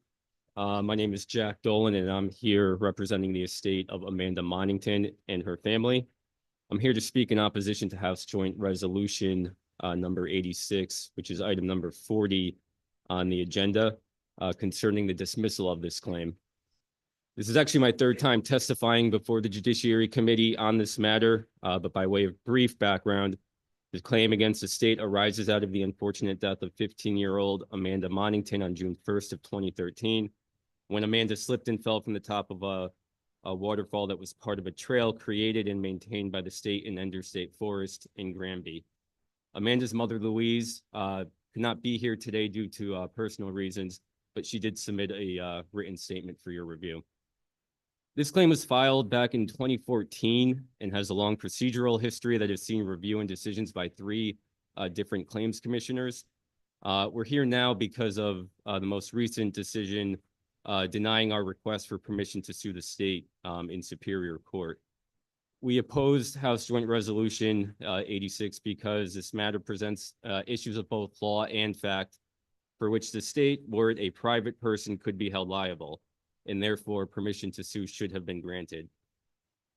As to the issues of law by which the state could be held liable, the claim against the state is based on standard premises liability. It's a negligence claim.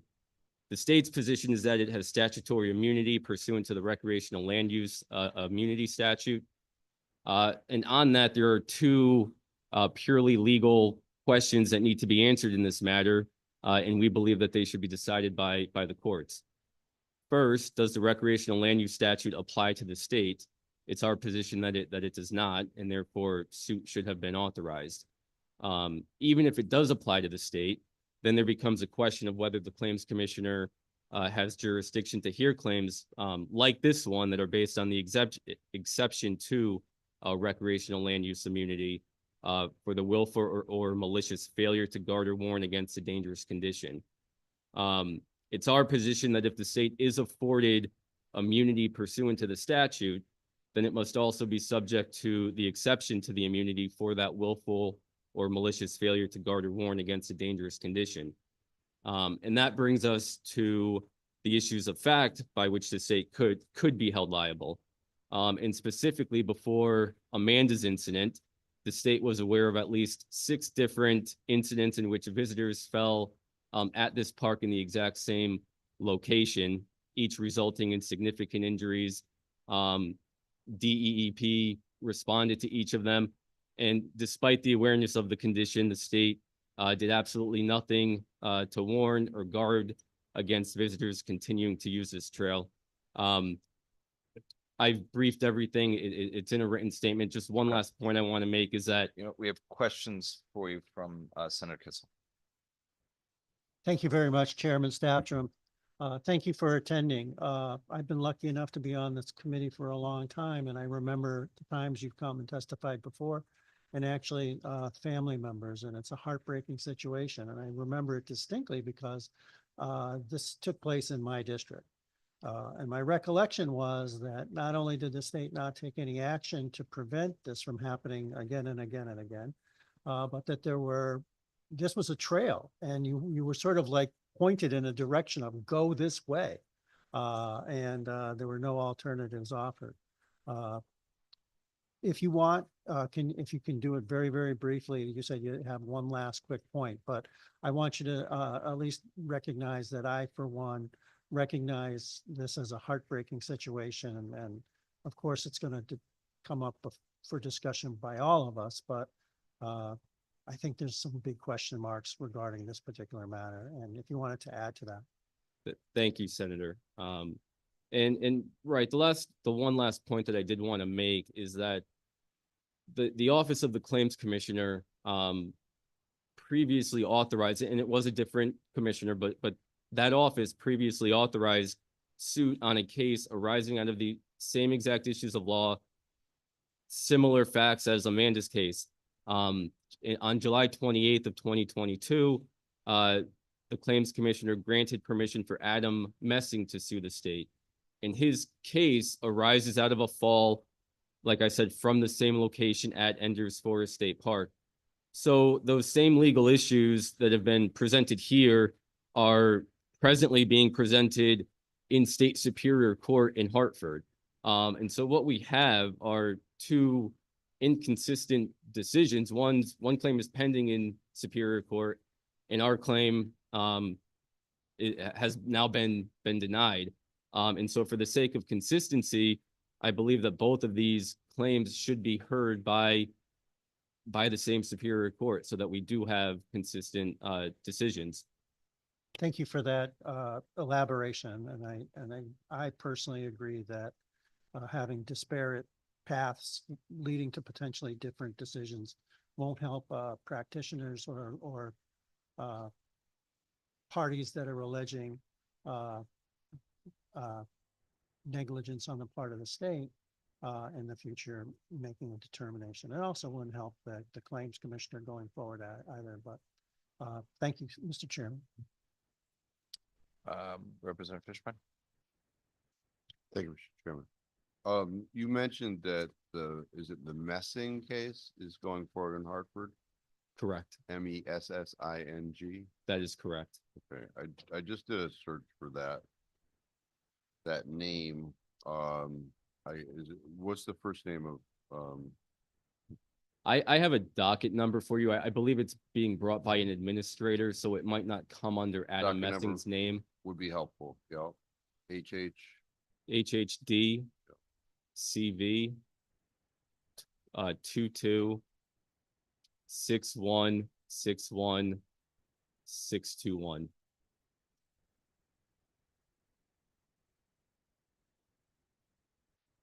Yeah, it's a matter of Lisa Messing, co-guardian versus state of Connecticut. I thank you for that. And certainly that's of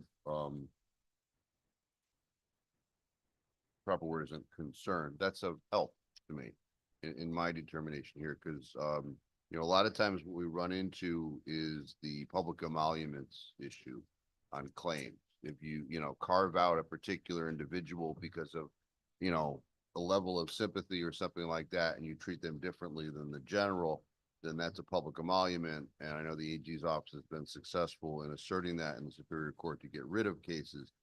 But if a precedent has been established, then we may be guided by that precedent. I want to know a little bit more about this.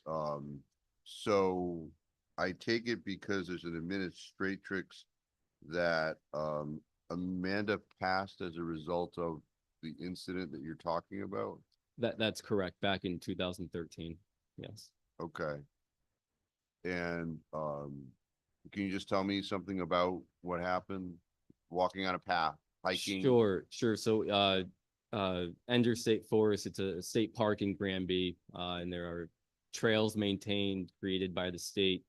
And what this trail is or was, I believe at this point in time, because there had been incidents that occurred even after Amanda, I believe it's been blocked off at this current time. But back in 2013, there was a trail that led directly to the top of a waterfall, 30-foot waterfall that was an attraction. There was also what they would call a rock slide where visitors would go to it and slide down this, again, call it a rock slide. But anyway, the trail led directly up to the top of this waterfall. And on the other end at the end of that waterfall was a continuation of the trail. So what the state had created was an invitation to cross over, for visitors to cross over the top of this waterfall. And unfortunately, in June of 2013, Amanda, she slipped on the top of this waterfall and fell 30 feet. And as I mentioned, prior to Amanda's incident, there had been at least, documented at least 6 incidents in which individuals had fallen at the very same location, investigated by DEEP, significant injuries. Lifestar had to be called to provide transport from the scene to the hospital. And then even after Amanda, at least 6 or 7 other additional incidents occurred, individuals falling at the top of this waterfall at this exact same location. So that's what the area looked like. I appreciate that. And I took the time multitasking to review the complaint in the Messing case. And it appears to be the same general area, same general claim. So, I mean, we may be bound by precedent, but now I'd like the timing. So she passed in 2013. And when was the claim brought? 2014. Okay. So we are here 10 years later. Why are we here 10 years later? It's very long history. The state initially filed summary judgment. It was granted by then Claims Commissioner Vance, I believe. We appealed that here. I sat before you all, I believe in 2017. And that decision was vacated, ultimately vacated. It was sent back to the Claims Commissioner, where it sat for 3 or 4 years. And ultimately, the Claims Commissioner, the office requested an extension of time to respond. And so we objected to that. And I was here and the family was here before the judiciary. Again, we testified. And ultimately what that hearing led to was changes in the procedures of the Claims Commissioner, and deputy Claims Commissioners were hired. And we requested that a deputy Claims Commissioner review our case just based on the documentation, based on the evidence that we had submitted.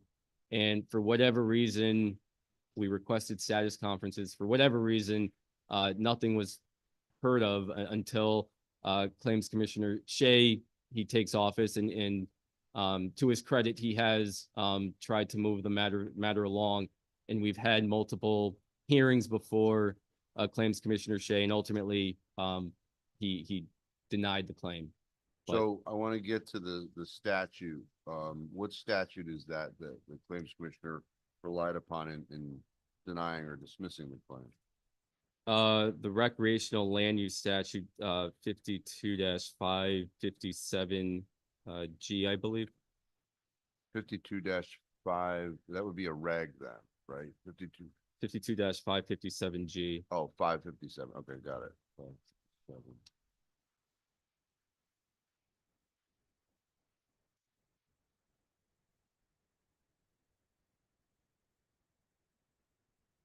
All right, so liability of owner of land to public, available to public.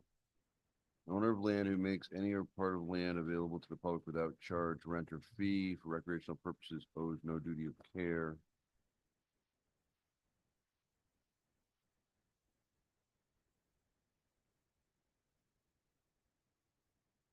Okay, I understand. I look forward to hearing from Commissioner Shea. What, did the AG's office take that same position? That there was insulation based upon the statute? That correct. Correct. The state's position is that they're immune from liability pursuant to the recreational land use statute. It's our position that that statute, one, does not apply to the state. And if it's found that it does apply to the state, then the exception to recreational land use statute must also apply to the state. And the exception is identified in 52-557H for the willful or malicious failure to guard or warn against a dangerous condition. Yeah, and I'm trying to, I recognize both. And in my review of the Messing case, well, I'm gonna have to look at Messing a little bit more closely because there's a bunch of pleadings here. I don't know if the state took the position, you know, just because you bring it up before the claims commissioner affirms or overrules doesn't keep you from doing it before the Superior Court as well. So it could be that the state took that position and is yet to go forward on that. So I believe most recently the state did file a motion for summary judgment in part on the grounds that they're immune under the recreational land use statute. So that issue is going to be heard before yeah, I see that now. in Hartford, in Superior Court.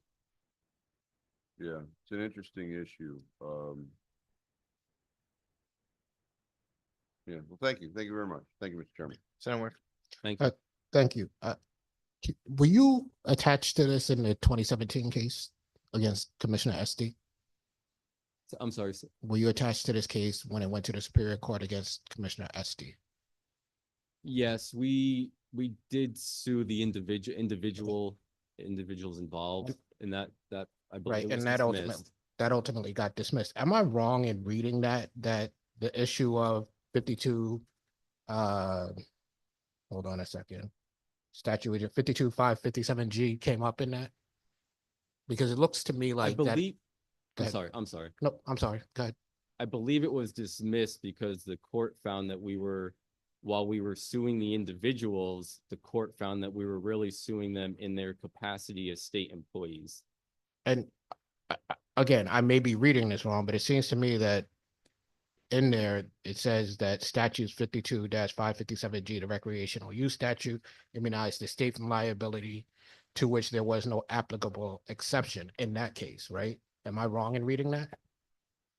I'd have to go back and look at it, but that case never got to the merits of the exception. It was only it was a motion to dismiss on the grounds that they were being sued in their capacity as state employees, and so we had to go through the claims commissioner in order to sue state employees. And I get that, and I'm just reading from the conclusion. So it seems to me that while it was dismissed, there was an opinion about the very statute we're talking about in there.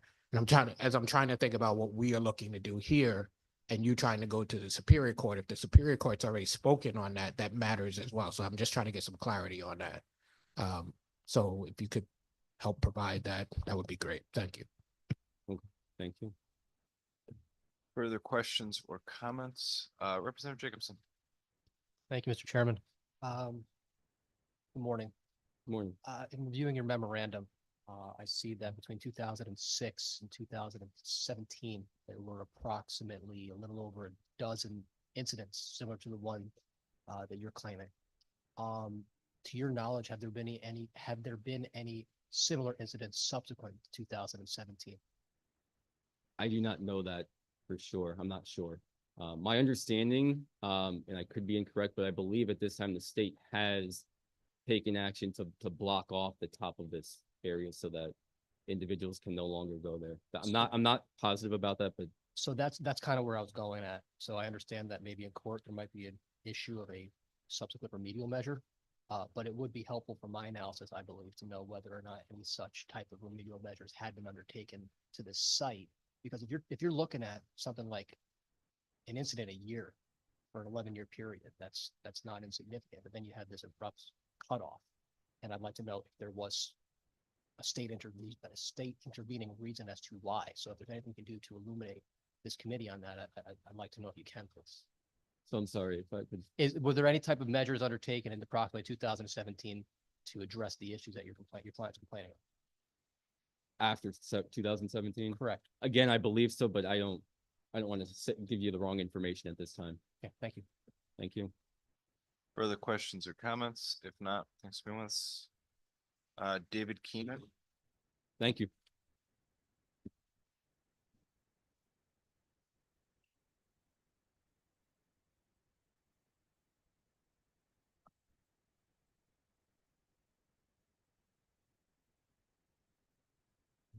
Hit the Sorry. Good morning. I represent wrongful incarceration claimants Adam Carmen and the estate of Richard Lapointe, and I'm here to testify in support of the commissioner's wrongful incarceration awards in those cases, which are agenda items number 22 and number 46. I shudder at the term award because this is a prize that nobody wants to win. Mr. Carmen, who served 29 years in prison, and Mr. Lapointe, who served 26 years in prison, are among the longest serving exonerees in Connecticut history. And these awards are long overdue.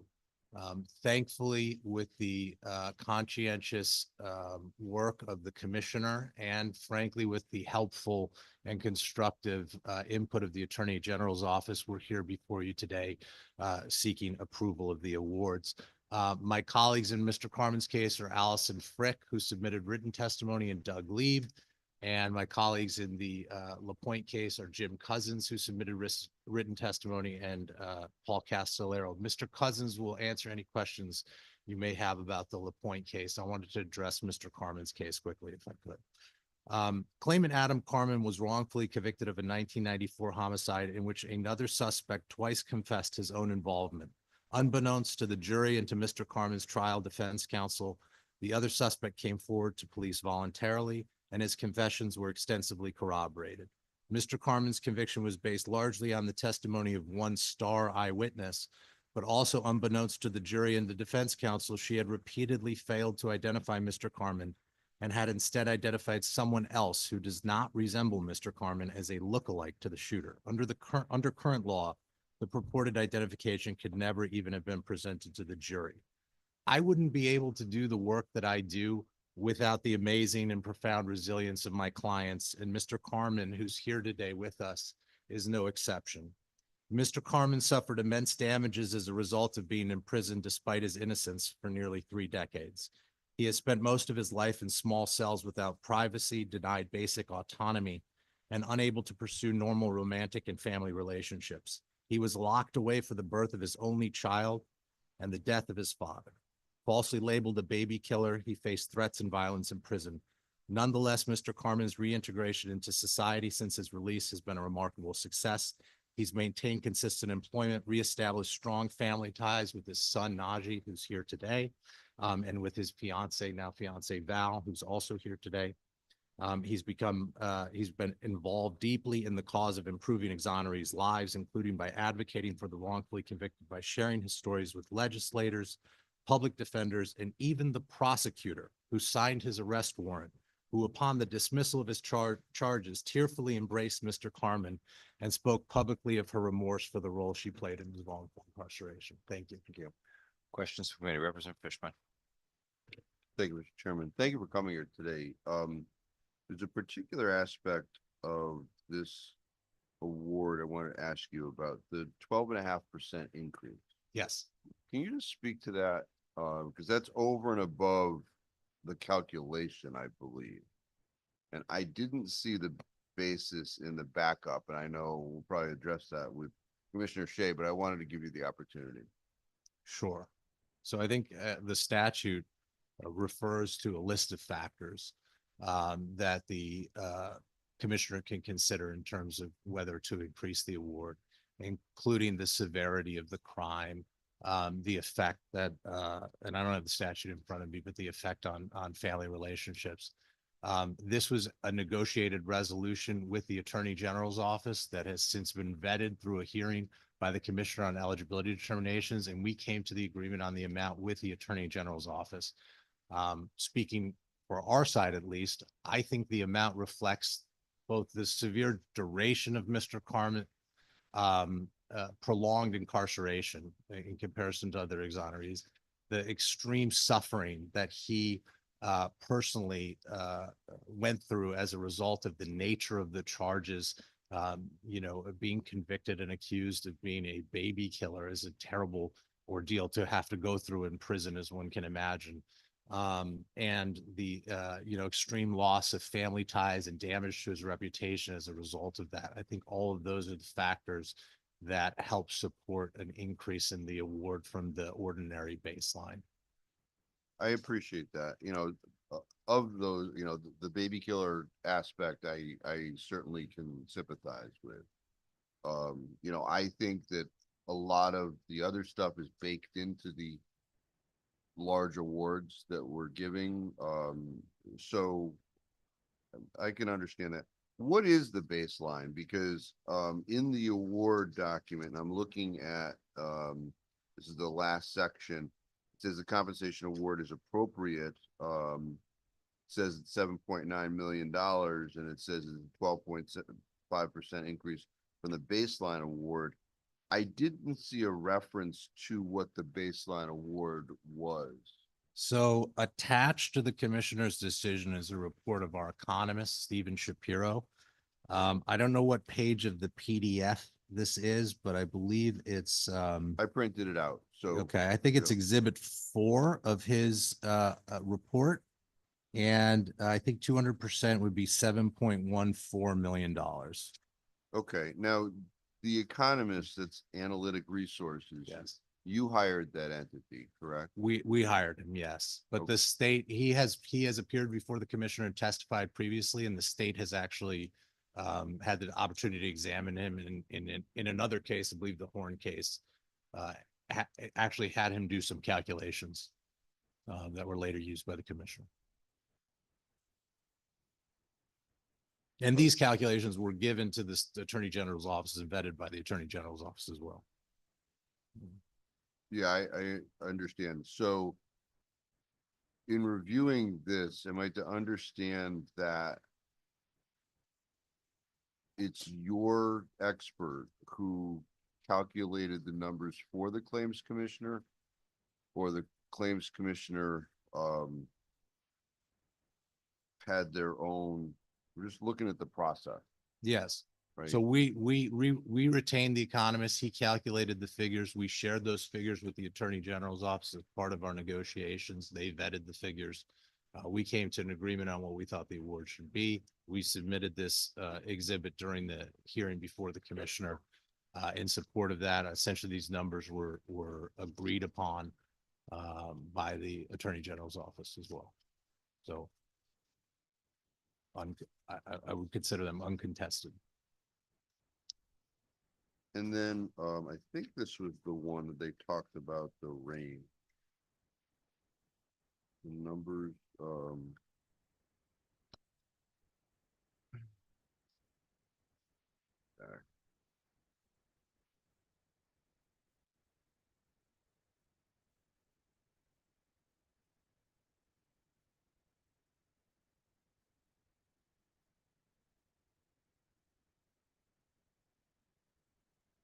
That's all I had. Thank you, Mr. Chairman. Further questions or comments? Further questions or comments? If not, thanks very much. Thank you very much. Dwight Otis.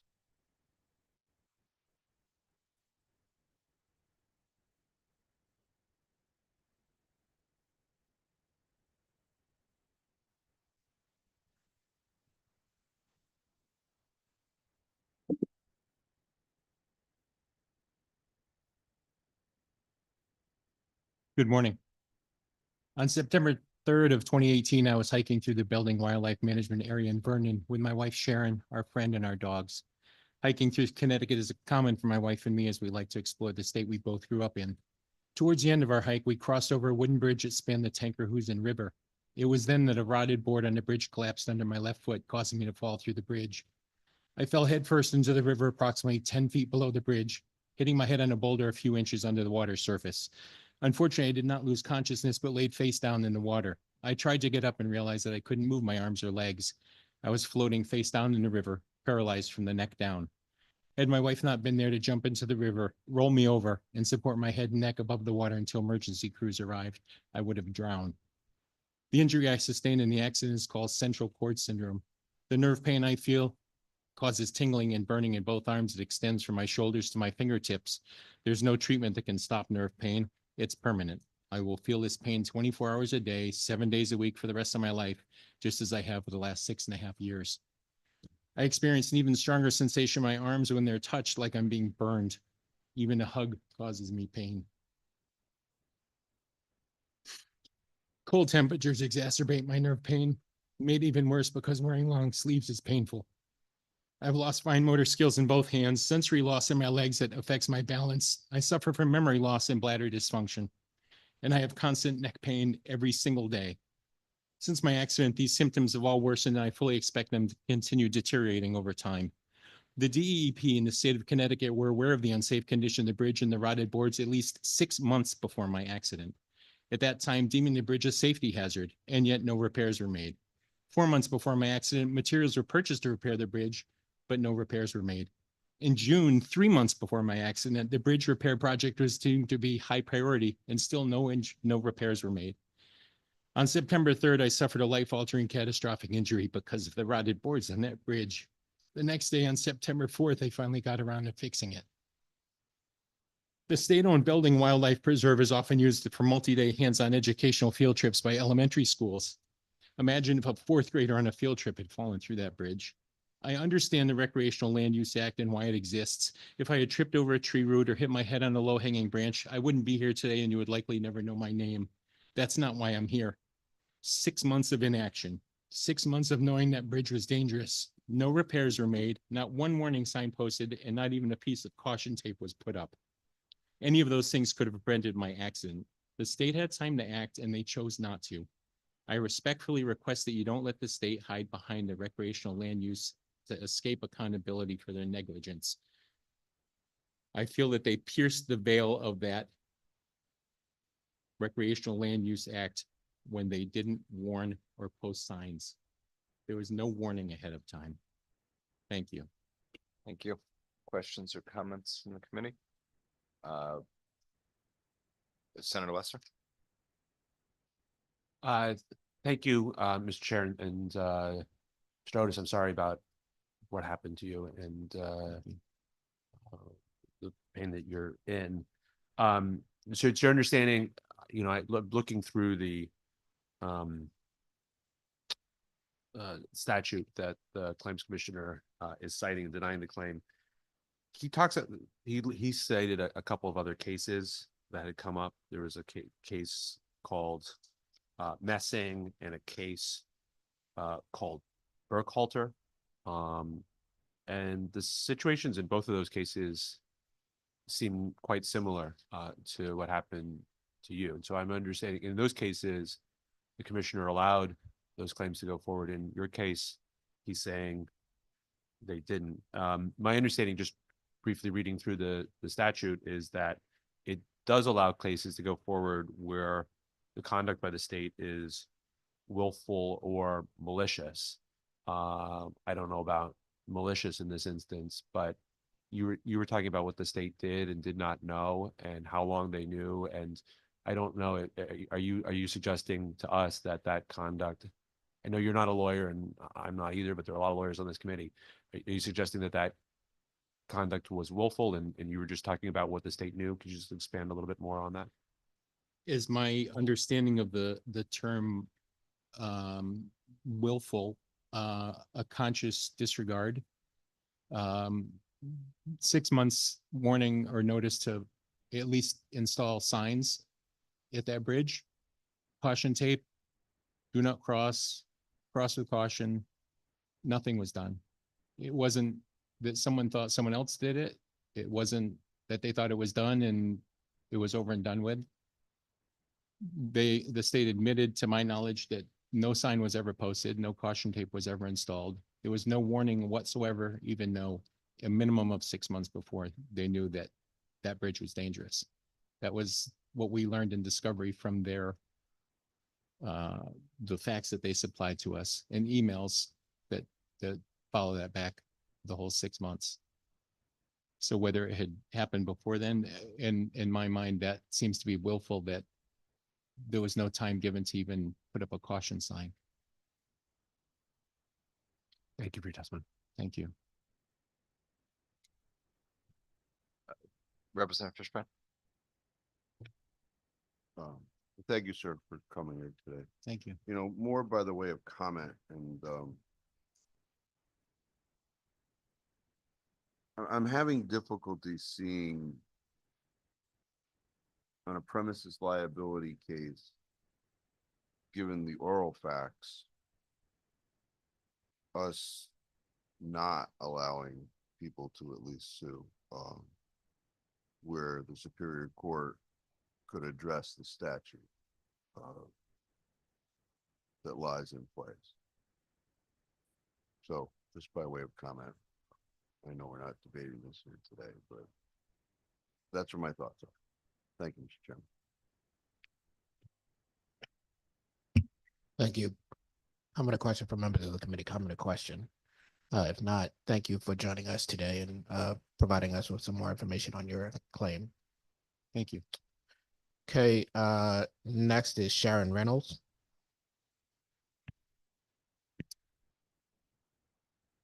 I'm just following up from that same case. My husband on September 3rd of 2018 suffered that catastrophic spinal cord injury. In March of 2018, 6 months before, a Connecticut DEP employee stated in an email conversation with another specifically about the need to repair the bridge. Additionally, in June of 2018, 3 months prior to Dwight's accident, the state included the Belding Bridge repair in its habitat priority projects list, designated it as high priority.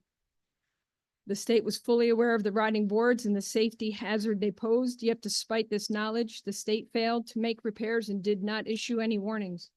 In May of 2018, 4 months before Dwight's accident, the state ordered lumber and screws specifically to repair this footbridge. The description in the purchase requisition to Hartford Lumber, and I quote, "This lumber is to replace boards in a footbridge in the Belding Wildlife Management Area. The bridge is on a heavily traveled marked trail and has boards that are rotting and pose a safety hazard." And that is a direct quote. This order costing $225 shows the state did not only know about the danger, but had the means to fix it. Despite this, the state did nothing. No repairs were made, no warnings were issued to the public. According to the recreational land use statute, the state may be immune from negligent claims when land is open to the public. However, the law includes an important exception when there is willful or malicious failure to guard or warn against a dangerous condition. In this case, the state knew about the rotting boards, recognized the danger, and even prioritized the repairs. Despite this knowledge and the resources to fix the problem, the state took no action and showed clear and willful disregard for public safety. This exception to immunity applies, and Dwight's claim should be allowed. A simple yellow piece of caution tape would have been enough. In conclusion, the state's inaction in this case resulted in life-altering injury that could have been prevented. They knew about the hazardous conditions of the bridge and had the resources to fix it, yet failed to act. Dwight's injury was entirely foreseeable. We ask the legislature to support this claim to ensure the state is held accountable for its negligence. Thank you. Thank you. Comment or question from members of the committee? Comment or question from members of the committee? Thank you very much for joining us and providing us with some information as it relates to the claim. Jim Cousins.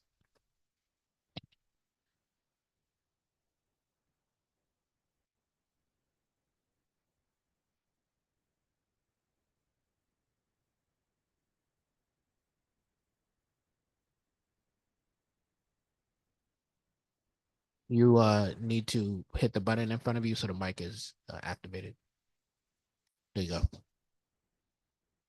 Good afternoon, members of the committee. My name is Jim Cousins. I represent the estate of Richard Lapointe, and I'm testifying in support of House Bill 92 and asking that the committee confirm the award that was rendered by Commissioner Shea with respect to this wrongful incarceration claim. As you know, from what Mr. Keenan said earlier this morning, we have submitted written testimony in support of this bill, in support of the resolution. And basically, I'm here to entertain any questions the committee may have. Otherwise, I respectfully refer you to that written testimony. Thank you. Appreciate that. Comment or question from members of the committee, Representative Fishbach. Thank you, Mr. Chairman. Thank you, sir, for coming here today. I guess this matters before us because eligibility was questioned last time. And I just, on one hand, I note that the appellate court ordered a new trial in this case. And so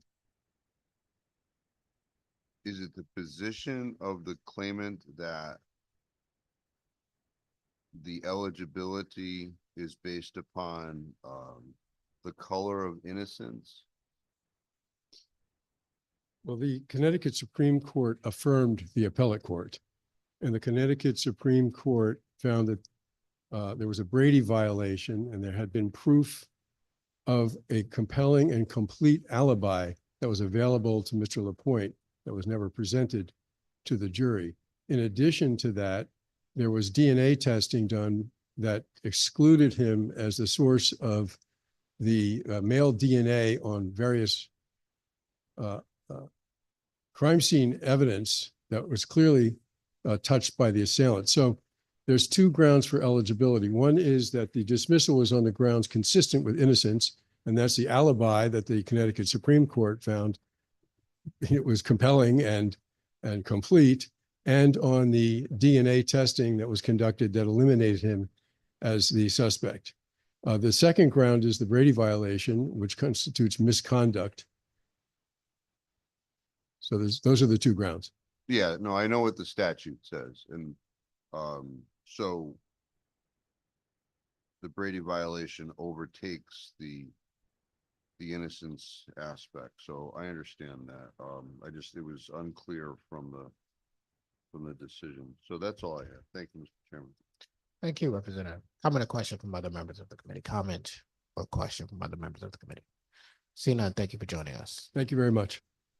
Okay, Brian Danforth.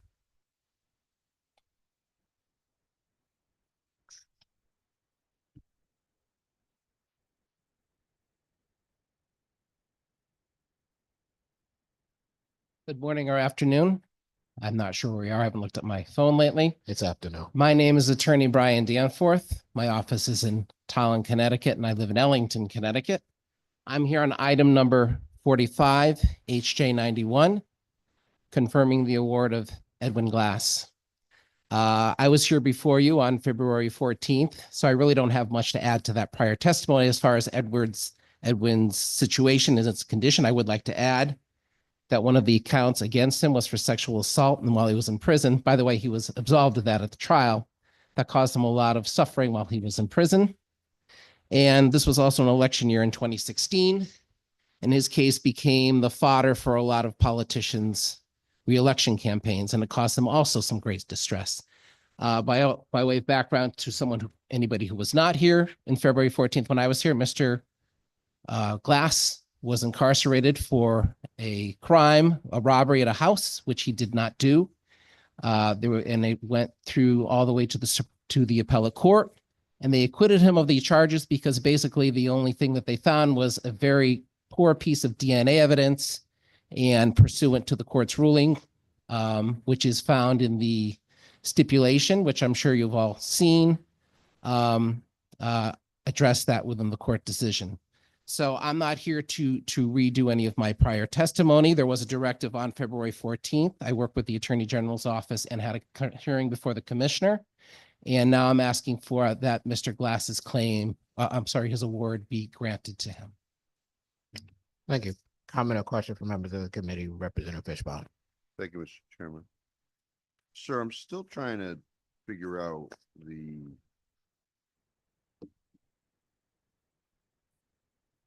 there's no claim of malfeasance in this case, right? No, that wasn't what we stipulated to, no. Okay. So it has to be consistent with innocence, right? Correct. That's the only basis that is, you are 100% correct, Representative. Okay. And what is the basis by which you assert that there's facts consistent with innocence in this matter? It's actually based on the acquittal that was issued by the appellate court. That's the compromise we reached because, as you can see, the amount claimed versus what was ultimately settled upon is less. I am a litigator by trade, and this is how we work.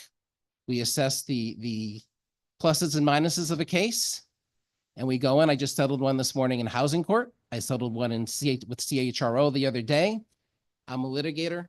That's what we do. So based on I assume the Attorney General's figured there was some exposure with regard to the acquittal, because what the court did, for anybody that hasn't seen this, was the court didn't send it back for retrial. They sent it back demanding an acquittal of charges, which was done a couple of months later.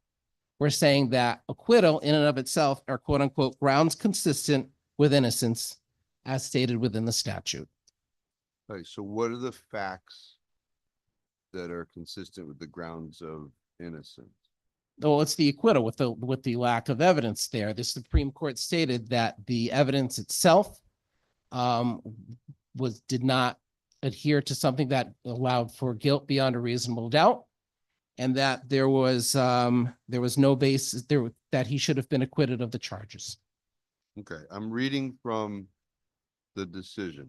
It Yep. says in the present case, the cumulative force of the state's evidence, including the DNA evidence, the canine tracking, the defendant's meeting the very general description given of the intruder, and the threat made by the perpetrator, along with the defendant's presence on the street in his neighborhood, even when viewed in the light most favorable to sustaining the verdict, was insufficient to establish beyond a reasonable doubt the defendant's identity as the intruder. So that's looking into the eyes of the jury, right? I would assume. Okay. And I'm trying to figure out, based upon what's before us, I mean, the DNA evidence should have been gone after by counsel that was representing Mr. Glass. You concur? I'm not a criminal lawyer. I can't. I don't know. I don't know what a strategy is. I'm a civil litigator. So to question Norm Pattis's tactics would be very inappropriate for me at this time, or at any time, to be honest with you. I'm not a criminal lawyer. Yeah, I had no idea who represented Mr. Glass. I just reviewing the record that's before us Mhm. and the decisions. I'm having a lot of problems finding consistency with innocence here, given all the things that the court wrote about. How long was Mr. Glass incarcerated for? He was there 6 years to the day, from September of 2016 to September of 2022. Okay. Thank you. Thank you, Mr. Chairman.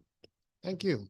Comment or question from members of the committee? Comment, question? Seeing none, thank you very much for joining us. Thank you, Senator. Okay, Eugene Zingaro.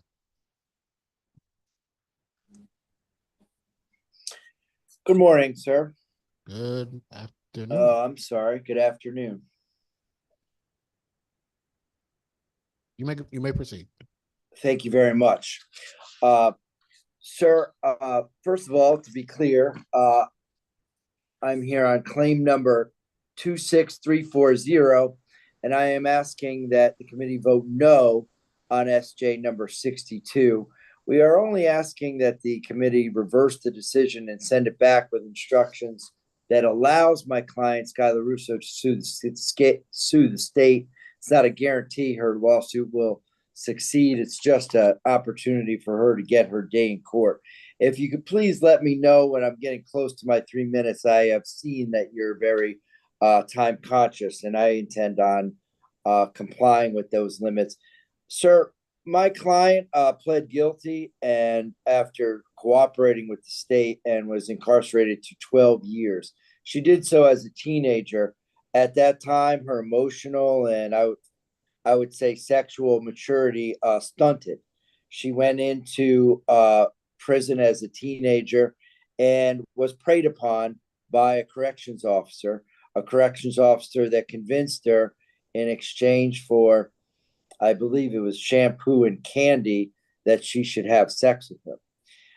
This plot was uncovered, and the gentleman, the corrections officer, was arrested.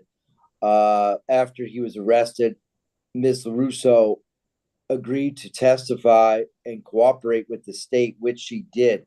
That led to the conviction and incarceration of the corrections officer. But it was at that time that Ms. LaRusso started to do very, very hard time.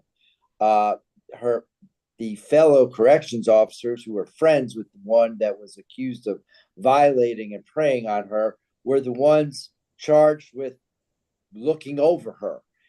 She was stripped of privileges. She was removed from educational programs. She was no longer allowed to have the public space that she had previously. And she started, as I said, to do very, very hard time. She cooperated with the state with no agreement or tit for tat that they would help her modify her sentence in any way. I have filed a sentence modification. In fact, I know the state did not agree to that, because the state prosecutor in Waterbury is objecting very much to my modification of sentence application. I believe that this is something that should go to a trier of fact, and I would ask that again that the committee vote no on SJ number 62. I'm prepared to answer questions at this time. Great timing. Question or comment from members of the committee? Question or comment from members of the committee? If there are none, I want to thank you for joining us and providing us with the information you have. Thank you very much. You're welcome. We'll next hear from Teresa Olis.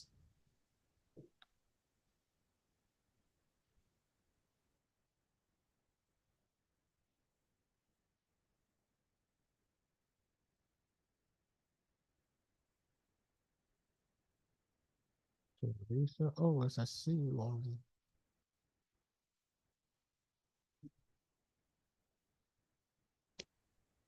Hello? Yes. Yes. Hi, I'm Teresa Olis. I'm from, Let me just ask, if you can, please turn on your camera. great. Is it on? No. Go ahead. I just want to thank you for giving me the opportunity to speak on behalf of my son, Ryan Marzi. The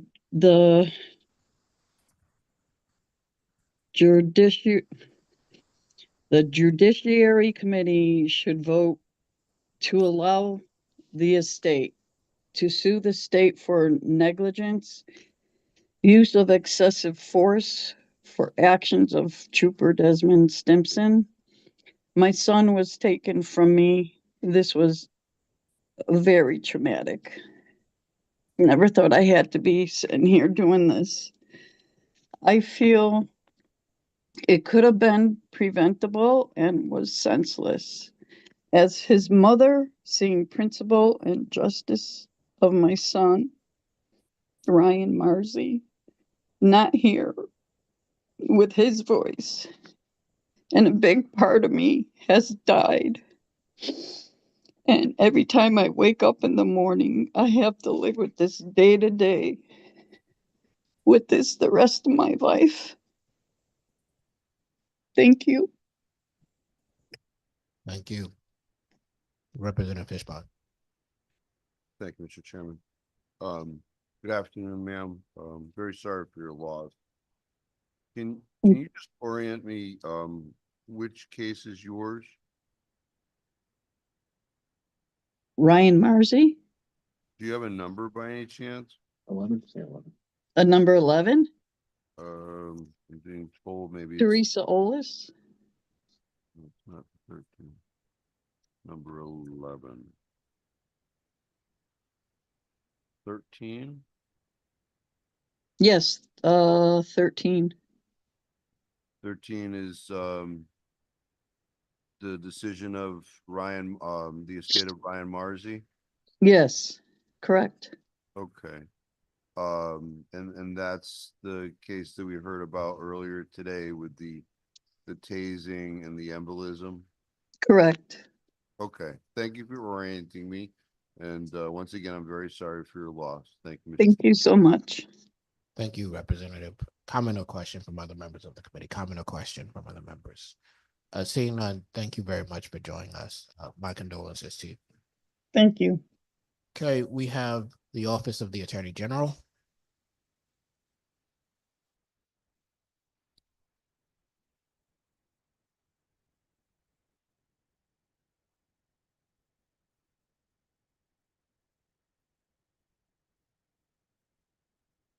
Yeah, it is, but it's okay. Now, there we go. All right. Thank you. I'm Eileen Meskel. I'm the Deputy Attorney General. Here with me is Rose McGovern, an associate in our office. And online, we have available AAG Monica O'Connell, because I know there were some questions on the recreational use statute. So I just want to briefly say, as to, obviously, we support the decisions that Commissioner Shea that are on appeal here that he dismissed, or his deputy. Many of those, not all of them, but many of them, especially the ones, many of that you heard today, were subject to evidentiary hearing.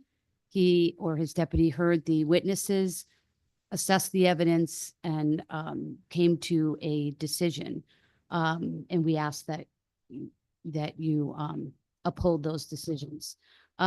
If you want, because I'm assuming you're going to ask me about the recreational land use decisions. So if you want, I would be happy to sort of jump into that. That makes sense? I think we are going to ask you that question. Let me allow Representative Stafford to ask you a question. Okay, thank you. Eileen, rather than you trying to guess what the questions are, maybe it'll just be easier if we jump right into them. So I guess start with, is there any appellate authority that deals with the question of whether the recreational land use statute applies to the state? There is not. Okay. There is appellate authority with respect to municipalities, correct? I believe that's correct, although I'm not that familiar. Are you? Okay. I see somebody sitting 3 rows behind you who I think wrote the seminal decision on this issue back in 1996. So maybe we should ask her. There we are.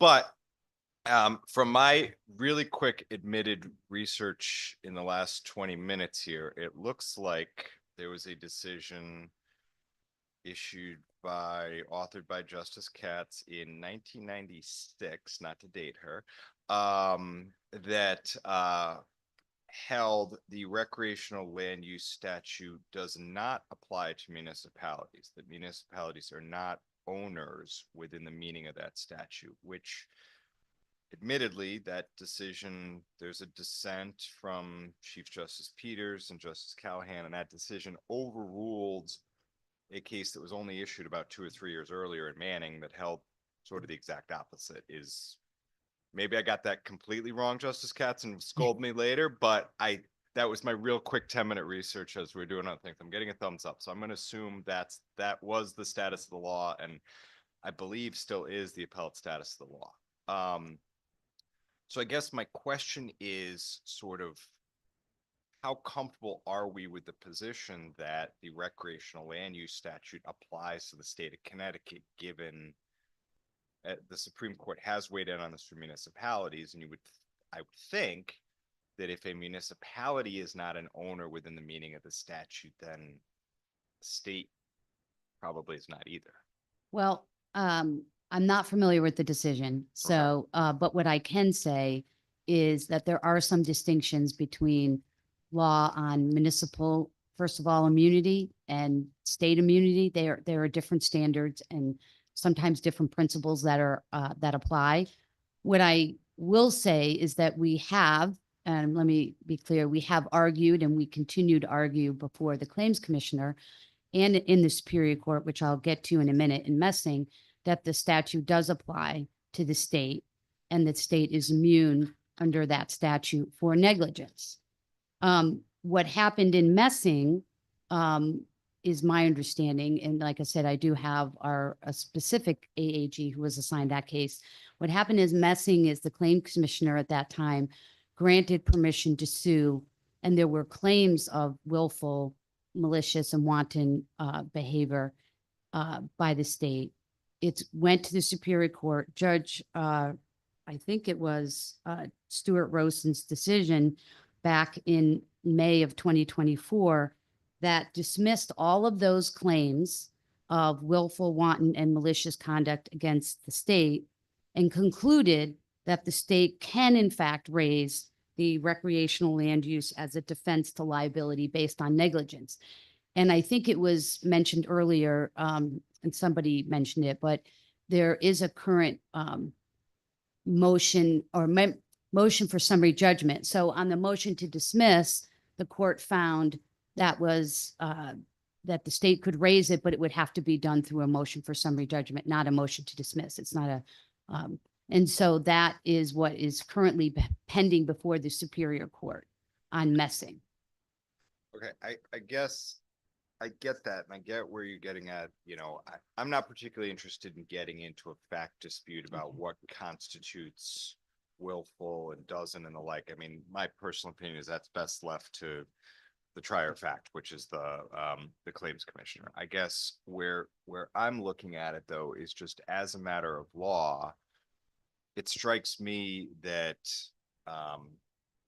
you know, this probably is an area this body, this legislature really needs to look at, because it just does not seem clear to me that we can definitively say state is an owner. And even if we can, my understanding is under the recreational land use statute, the owner needs to not charge for use of that. So you would think there's an argument. We charge every resident in the state of Connecticut a passport to park fee, right? In order to access that is charged on your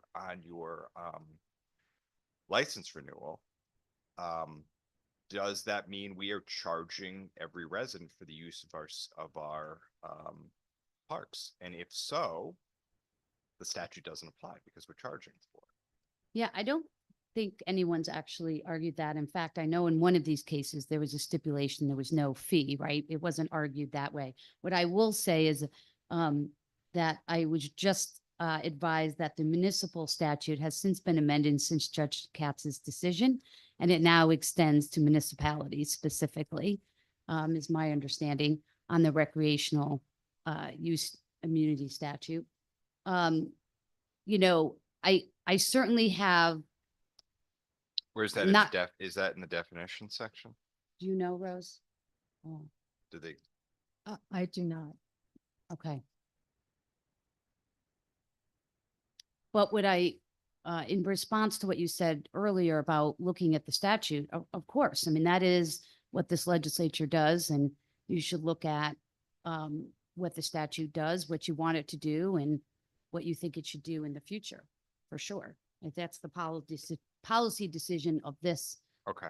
Yeah. So I'm looking at it, I've got it now. So in the definition 52-557F, the definition of owner means the possessor of a free interest, a tenant, leaseor, occupant, or person control the premises. Owner includes, but is not limited to, a municipality, political subdivision of the state, municipal corporation, special district, or water or sewer district. Okay, so at some point, the legislature abdicated the decision in Conway.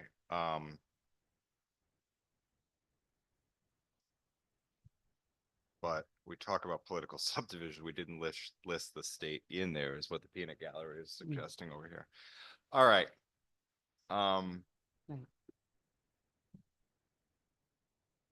If I may, though, it's also important to remember that the claims commissioner, right, the standard is the state is treated as a private party. So that's another wrinkle, right, in terms of what the argument might be. All right. Before we turn to other stuff, any other questions on the recreational land use statute, or are we all more confused than when we started? Senator Kissel. Thank you very much, Chairman Stafford. Just one quick question, Attorney Maskell. I mean, wouldn't it be, if we have this one matter hanging out there in the Superior Court, and we have these other matters that are sort of in abeyance, wouldn't it make sense, rather than letting them both proceed in two different directions, to just have everything decided by the Superior Court? In other words, let these other matters flow forward too, and let the court make its determination. Well, I mean, that is certainly why we're all here today, right? For you to decide how you want to handle this. I will say that I think in Messing, because subsequent to that, and when the arguments were brought before the claims commissioner of, and this gets even into a more nuanced, right, argument, which is, in order to make claims as willful, wanton, and malicious, right, against state employees, because that's not covered under 4165, you have to have a greater pleading sense, because anything against the state is based on negligence. And so if you're in one of the claims that was here, is here before you, it was referenced that there was another lawsuit brought against the state employees, and it was dismissed because the allegations weren't sufficient against those employees for willful, wanton, and malicious conduct to survive, right? They didn't make a sufficient showing of that. So I think, what the claims commissioner found in both of these is that the claims were really rooted in negligence, and therefore the recreational land use, and that he doesn't have jurisdiction over the willful, which is our position, because that's a separate, authorized by suit. You can sue directly for that in Superior Court. Thank you, counsel. I should have known better to ask you to pull back on your position at this time. Thank you, Mr. Chairman. Thank you. For those curious, it looks like the land use statute was amended in 2011. It was Public Act 11-211 that added municipalities in there. I've got this right. Representative Fishman. Thank you, Mr. Chairman. But I think the determination as to what is willful is not something that should be confined to the claims commissioner process. Certainly if there, on a regular premises liability case, we all know the practitioners, there's got to be notice and the ability to cure, and that's the gatekeeper to the action, right?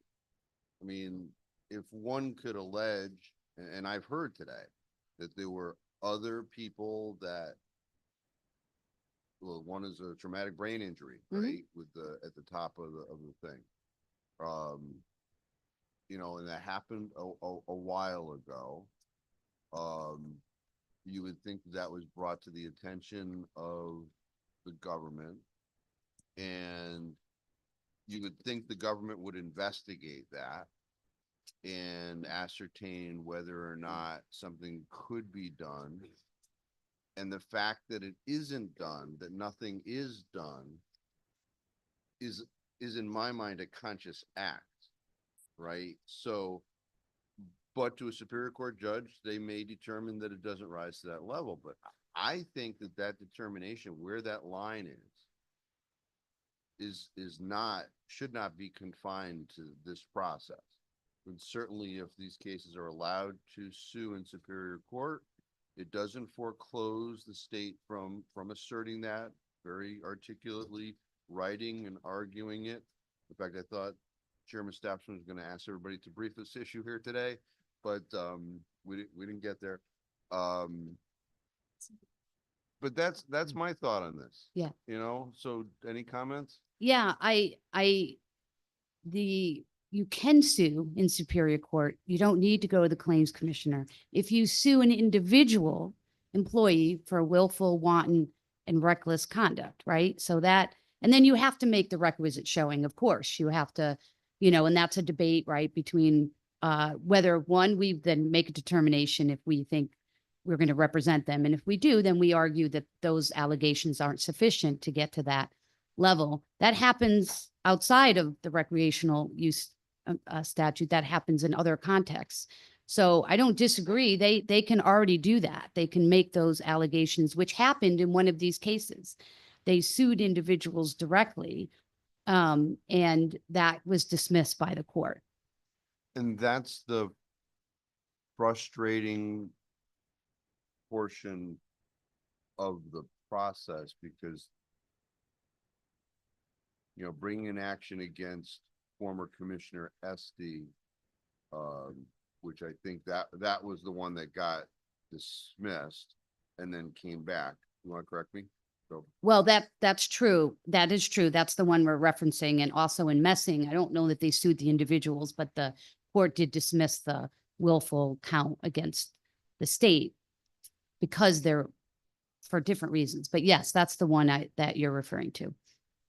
So am I hearing that if one asserts in their claim the trigger language willful, I was looking at the statute. Willful and malicious, right? Yep. That goes.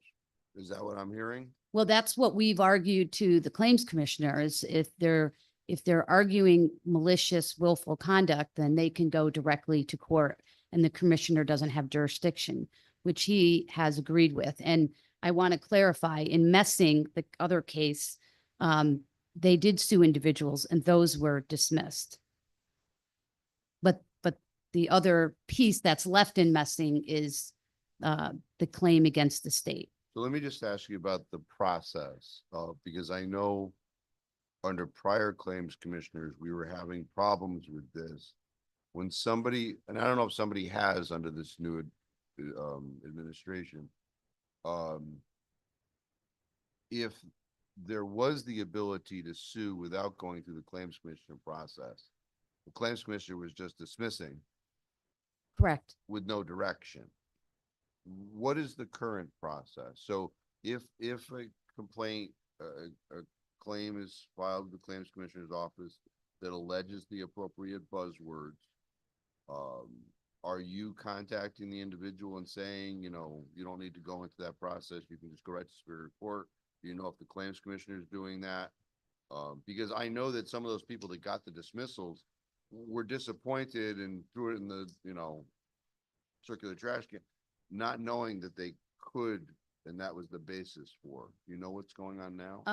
I can't speak to every claim, but I can tell you what I know. It's been what's sort of generally the process is when we file a response, once we get the claim and we figure out what's going on. So for example, I'll give you the easy example, right? Highway defect statute, right? We all know that's an exception and people can sue directly under that.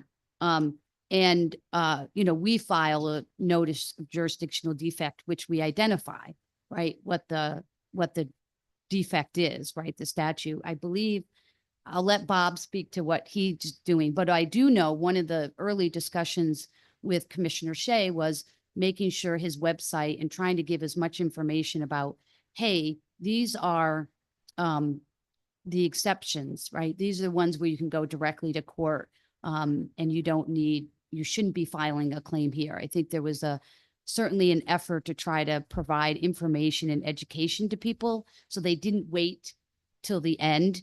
But obviously most of these aren't that. There are some in here. I mean, generally, some of the dismissals are certainly jurisdictional based on 1 year. Other statutes which allow, like the highway defect, which allow for direct suit against the state. Thank you. That's all I had. Thank you, Mr. Chairman. Further- On this issue. On this issue, yeah. Anything else on the, before we move off of the recreational land use issue, before we move off? Okay. If not, I'll open it up for general questions for the Attorney General's office. Representative Fishman. Thank you, Mr. Chairman.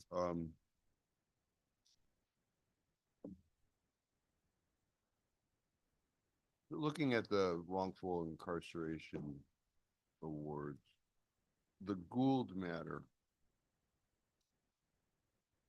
and this is where I mentioned range before. And I'm looking at the last page of the decision. It indicates that the statutory formula falls somewhere between 7,981,000, so on and so forth, and 4,788,000. I see you. I'll give you a moment. Yeah, I'm trying to find that specific one. I apologize. No problem at all. So you said Gould? Yes. Okay. yeah.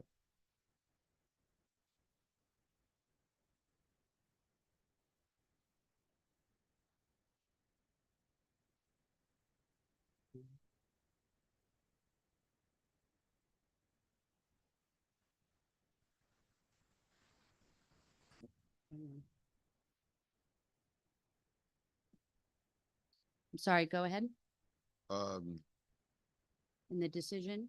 yeah, so in the decision, it says that the claimant's expert opined that the range of permissible awards is between 7.9 million and 4.7 million.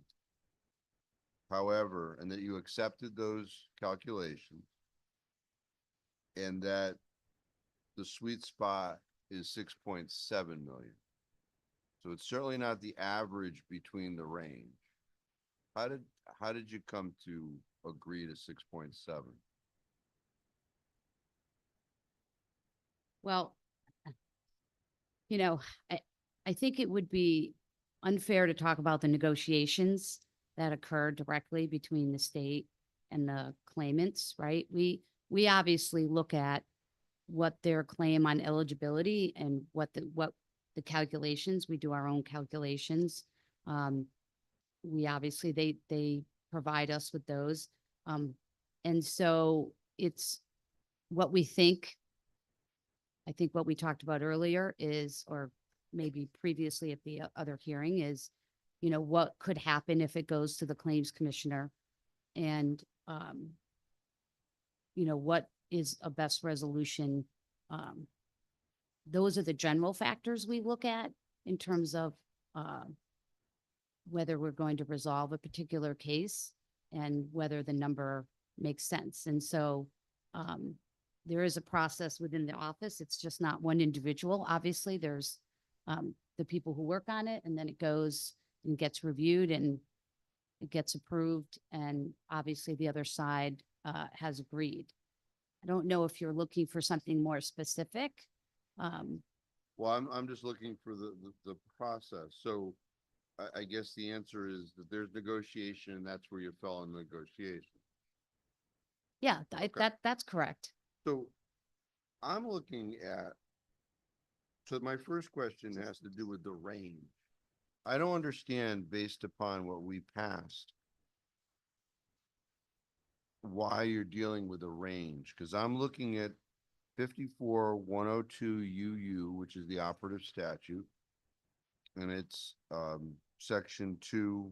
It says, in determining the amount of such compensation, the claims commissioner shall award an amount that is 200% of the median family income for the state for each year the claimant was incarcerated, as determined by the United States Department of Housing, adjusted for inflation using the Consumer Price Index for urban consumers, provided the amount for any partial year is prorated. Okay, so I read that to mean that if the individual was incarcerated in 2020, there's a calculation for 2020. If the individual was incarcerated in 2021, there's a different calculation for that particular year. How do we get a range? Yeah.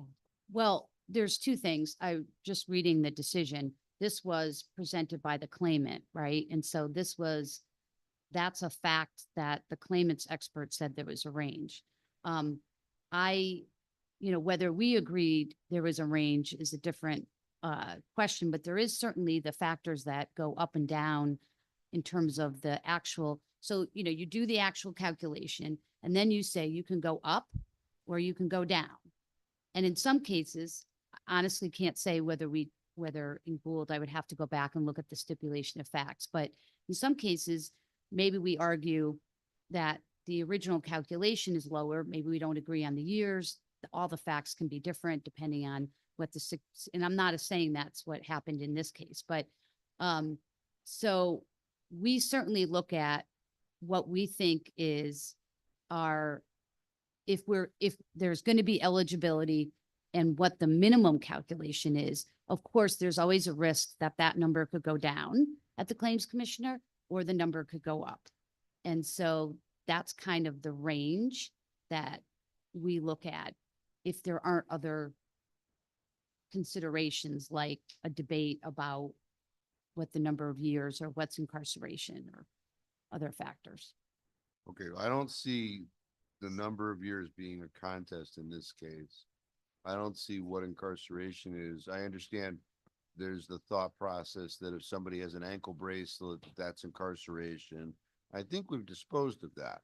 But the way we set up this statute, it's supposed to be a baseline, which really there should be no contest over. And then there's a level of discretion that's given to the claims commissioner to look at 6 different factors. That wasn't done in this case. So I'm trying to figure out, because what you're going to end up with is, maybe if we can't figure this out, the discretion comes away. I'm sorry, I didn't hear the last part. Maybe if we can't figure this out, the discretion comes away and we just have a chart. What was the median income in 1989? What's 200 times that? If you were incarcerated during that year, this is the amount you get for that year, right? Because at least, and I wrote, I wrote this bill, okay? It was, and that's, I thought it was really clear, right? You get an award, it's the median income for those years. That's the baseline. And then there's a level of discretion, like we heard, earlier with the, gentleman is accused of being a baby killer. And I know how traumatic that can be while you're incarcerated, right? So you get discretionary bump up because of that. But I really am having a lot of problems with, on the baseline, having a range in this particular case of 4.7 million to 7.9 million. That is not a baseline, and that's not based upon, I know what I thought about when we did this. We never talked about ranges on baselines. So I understand where you ended up on the negotiation at 6.9. It's certainly between those numbers. But we got to start with a firm baseline. So do you have any response? No, the statute allows for the 25%. And as I said, this was not our range. This was put in there as the claimant's range. I can assure you that what we do is we do that initial calculation, and our range, which is a different range, right? Our assessment is what could that number, how could that number change up or down? In, assuming eligibility, or not assuming eligibility. Well, if there's no eligibility, obviously the number is zero, but assuming an award of eligibility. And if we feel that, then we look at, as the claimant does, well, I don't want to speak to what they do. What we do is look at what is the discretionary range, and what could that look like in this case, in any particular case. And that's how we negotiate a number that we feel is appropriate. And if, I'm certainly going to take everything that I have heard both today and the last time in terms of how we approach, these matters going forward. I appreciate that. What yeah. is the baseline that you came up with? I would have to go, I can pull that up. I don't have that right in front of me. Okay, Yeah. I'd like to know that, because certainly if you came up with a baseline in this case, and you said, for 1989, that this particular number is attributable, there could be a table that, could be utilized, and, I'd be interested to look at that, but based upon what I'm looking at, I'm just having problems with how the statute is being applied, in that matter. I just wanted to see if I had anything else for you. So in the Dawson case, why, and I know there's a lot of language here, but why is Dawson eligible?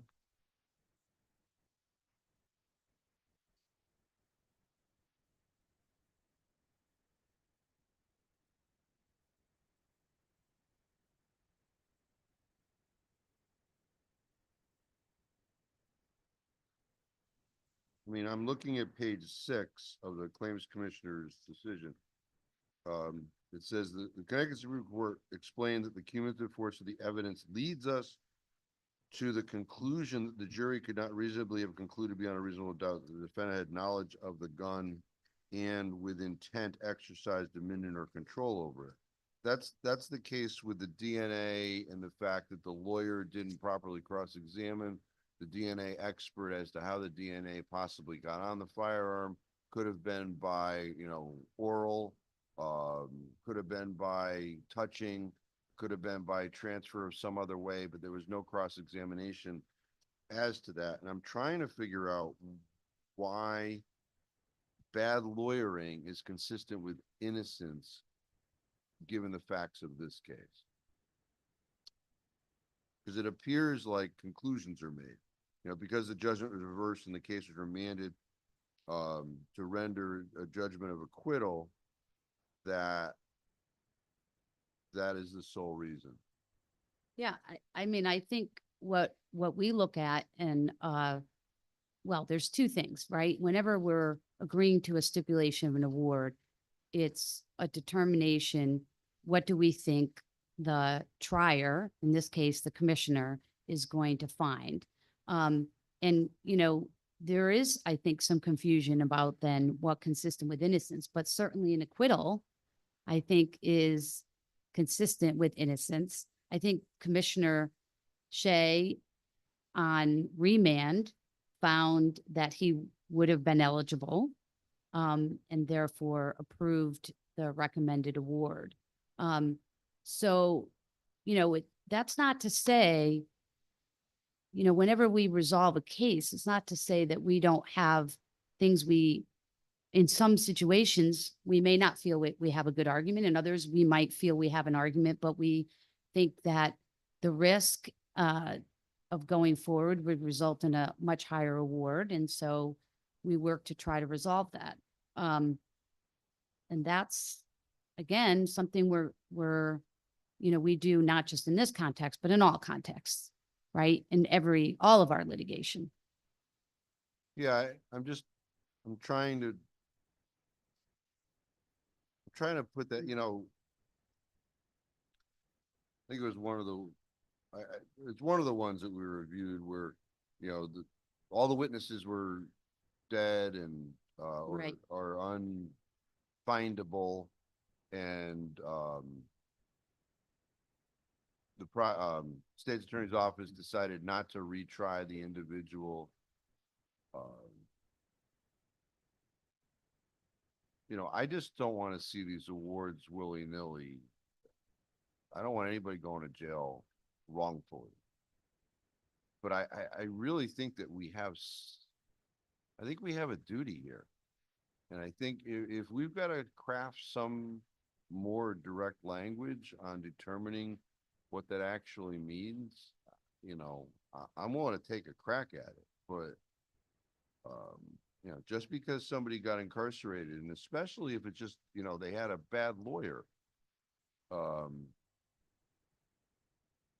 don't know that, yeah. So there were two in this case. I want to be, obviously, I'm not sure if this is one, but I think the other Glass is the other one, where there were separate claims filed with the claims commissioner, which they're allowed to do for legal malpractice. And we resolved those, right? Those got released as part of the resolution of these claims. And that's because they had public defender. Correct. So the AG's office gets involved, and, you know, we had the same thing in the Henning case last year. Right. Right, where the public defender, the prosecutor, the cops, everybody did bad on those kids. And, you know, your office just gets involved because you're defending all these entities. So, I don't know that we should be compensating individuals if they're, you know, merely because their lawyers screwed up. But anyway, I'm opining. So thank you, Mr. Chairman. Further questions or comments for the Attorney General's office? Further questions or comments? If not, Can I want to get back to Representative Fishbein on what the baseline. okay, yes, please. Yeah, if you have it. Go I'm ahead. sorry. Yes, if you have it, great. Thank Yeah. you. Yeah, I have it. Thank you. Attorney McGovern provided 6,563,319.72.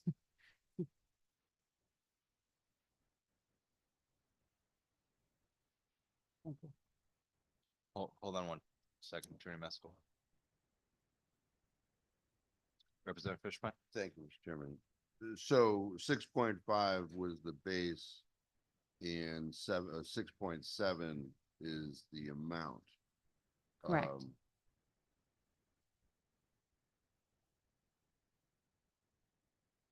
Okay. All right, I understand where we are. Okay. Thank you. All right. Thank you. Seeing no further questions, thanks for being with us. Thank All you. right, finally, we will hear from the Claims Commissioner, Bobby Shea.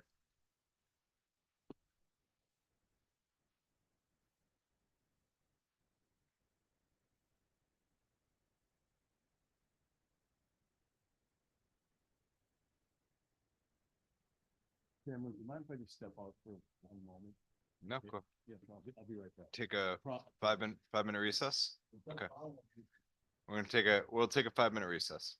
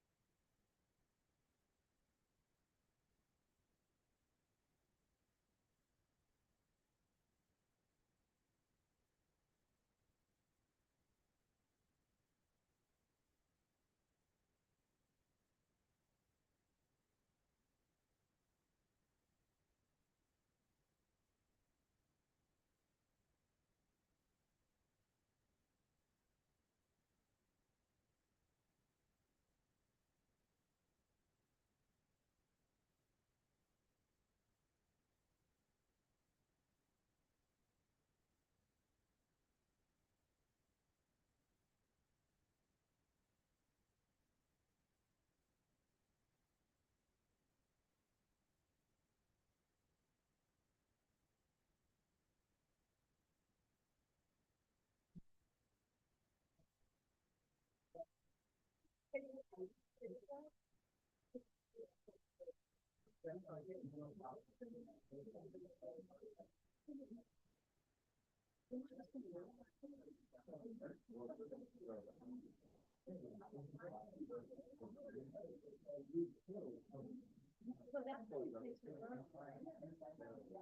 Radford, is that right? Okay, good to know. Okay, all right. Yeah. Yeah.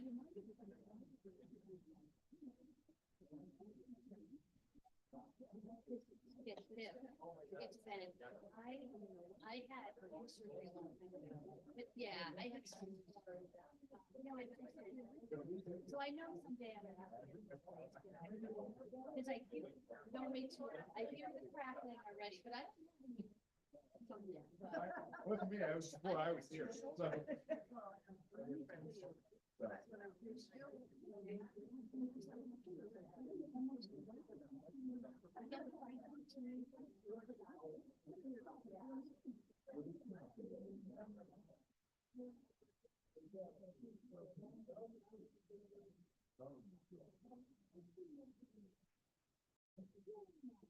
Thing and things, I get it, so, I get it. Well, good to see you too. No, thank you so much. No, I saw you for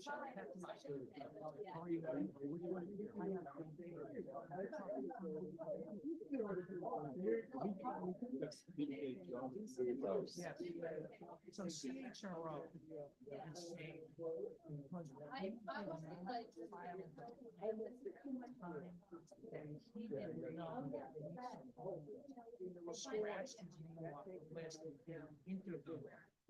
CHRO is saying we can't consider that as part of the CHRO plan. Even though we're inviting to find out until their grievance hearing, which was sustained, well, she admitted she had no authority. I don't even get.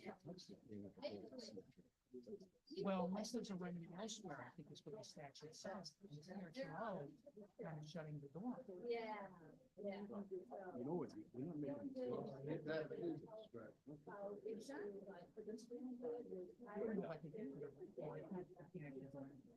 No, but Have a serious procedure.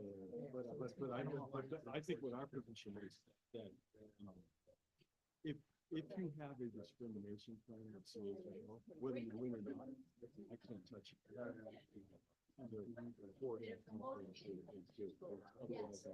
Hypothetically, part of the merits of the case. The way I read Ordinance 142A, it says, unless there's a remedy elsewhere, touch it. What's otherwise authorized by law, which to me means if you have a pathway. But here they're saying, no fault of the claimant, through no fault of his own, can't meet the 310-day requirement, because he doesn't know.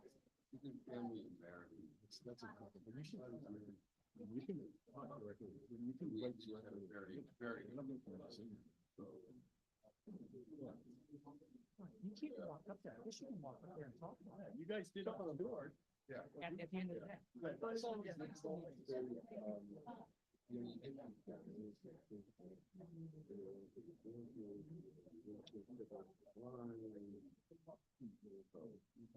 I do so.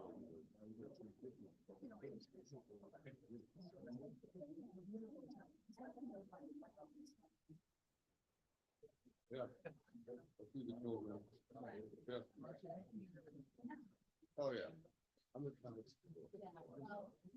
All right, we're gonna reconvene the hearing here. Mr. Shea, it's not too much of an inconvenience.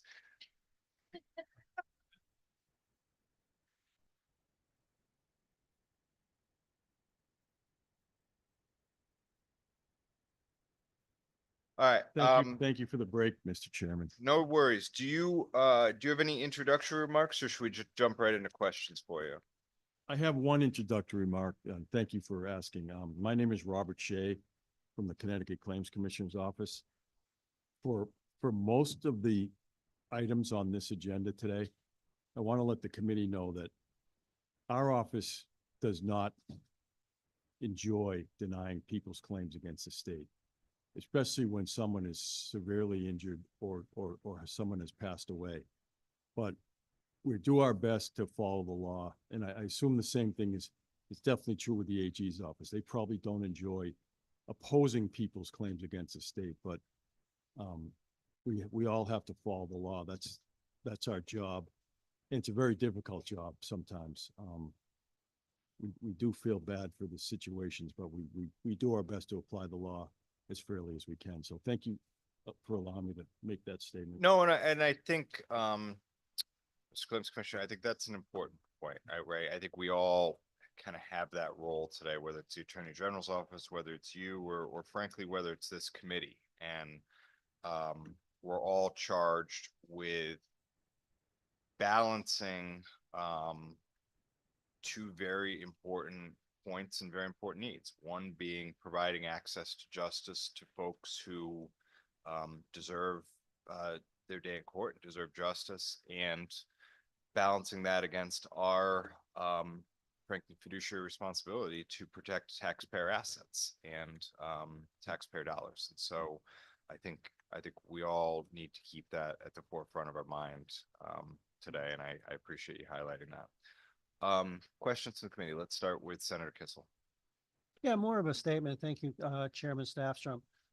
Commissioners, great to see you. I note that in the audience is Ed McEnany, longstanding honorable constituent I have from Suffield, former probate judge out there, as your deputy, one of your deputy commissioners, and part of that Holy Cross cabal that you have. But I'm wondering if there's any other deputy commissioners that you'd like to introduce in the audience as well. I don't think anyone else is here, but they're all great people. They're offering their services to the state of Connecticut for very little pay. And the Claims Commissioner's office is grateful for the work of Deputy McEnany and our other 4 deputy commissioners, including Steve Allenson, Robert Simpson, Teresa Capalbo, and Andrew Knott. Great. And if you could speak a little closer to the microphone, that would be great. Yeah. Yes, and I'd like to thank Deputy Commissioner McEnany for spending time with us this afternoon and this morning. And appreciate all your hard work, both for the state of Connecticut and in our district. I guess one of the things along the lines of what Representative Fishbein had said earlier, maybe, and I think a lot of the questionable areas, it's really up to us as a legislature, whether it is clearly coming to a resolution regarding the recreational space area, where my predilection is to, it should be formally decided by a Superior Court judge, and then we can determine if that comports what we feel is the best public policy for our state lands, and probably in that area, municipalities too, but different considerations, right? But when it comes to the money for people unlawfully in prison, I have a concern that despite the best intentions of Representative Fishbein and others who work tirelessly on carving out and creating something that is substantially formulaic, but with some wiggle room depending on the circumstances of each matter. But it's not unusual for criminal matters to be appealed up the ladder, and that for either an appellate court or the Supreme Court to say that there was some, fruit of the poisonous tree, insubstantial, lack of substantial evidence, maybe an impropriety on the state's attorney's part by withholding some evidence. And to me, all of these things can either result in a potential retrial where there's never a guarantee or an acquittal, but it doesn't necessarily equate with innocence. And you may end up with an individual who did perpetrate the crime, was charged, was initially found guilty, and yet the things that built that guilty verdict up had problems with it. And so that ultimately that individual is released, and doesn't necessarily mean that person, that man or woman, was innocent. And I really, as part of what Chairman Staffstrom said about our fiduciary duty to watch taxpayers' dollars, it bothers me that we're in a sort of a gray area where I don't want to be giving millions of dollars to people that do commit crimes, but that somewhere along the line, the state failed in its mission to see it all the way through. And I'm just wondering, is there something we can do with the underlying statutory framework to make this clear so that we're not bumping him up against what I see as a widening gray area, especially as the pot of gold at the end of this rainbow is substantial. And there's going to be lawyers willing to just take this all the way. And the poor state attorney general's office or the claims commissioner yourself may feel that in a gray area, settlement is better than just denial. What's your response to that?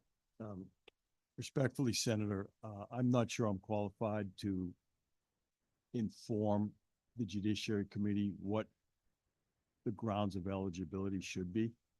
I'm doing my best in trying to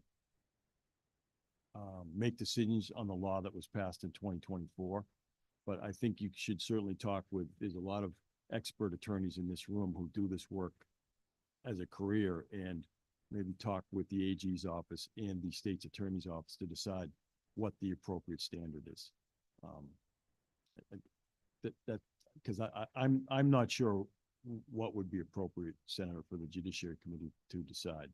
You know, we have worked very hard, a bunch of people, to try to work within the statute that was passed in 2024 in a fair way. I understand that. And the other thing though, the only other point that I'll make, and maybe it's because in my neck of the woods in north central Connecticut, there's a lot of people I know that are struggling.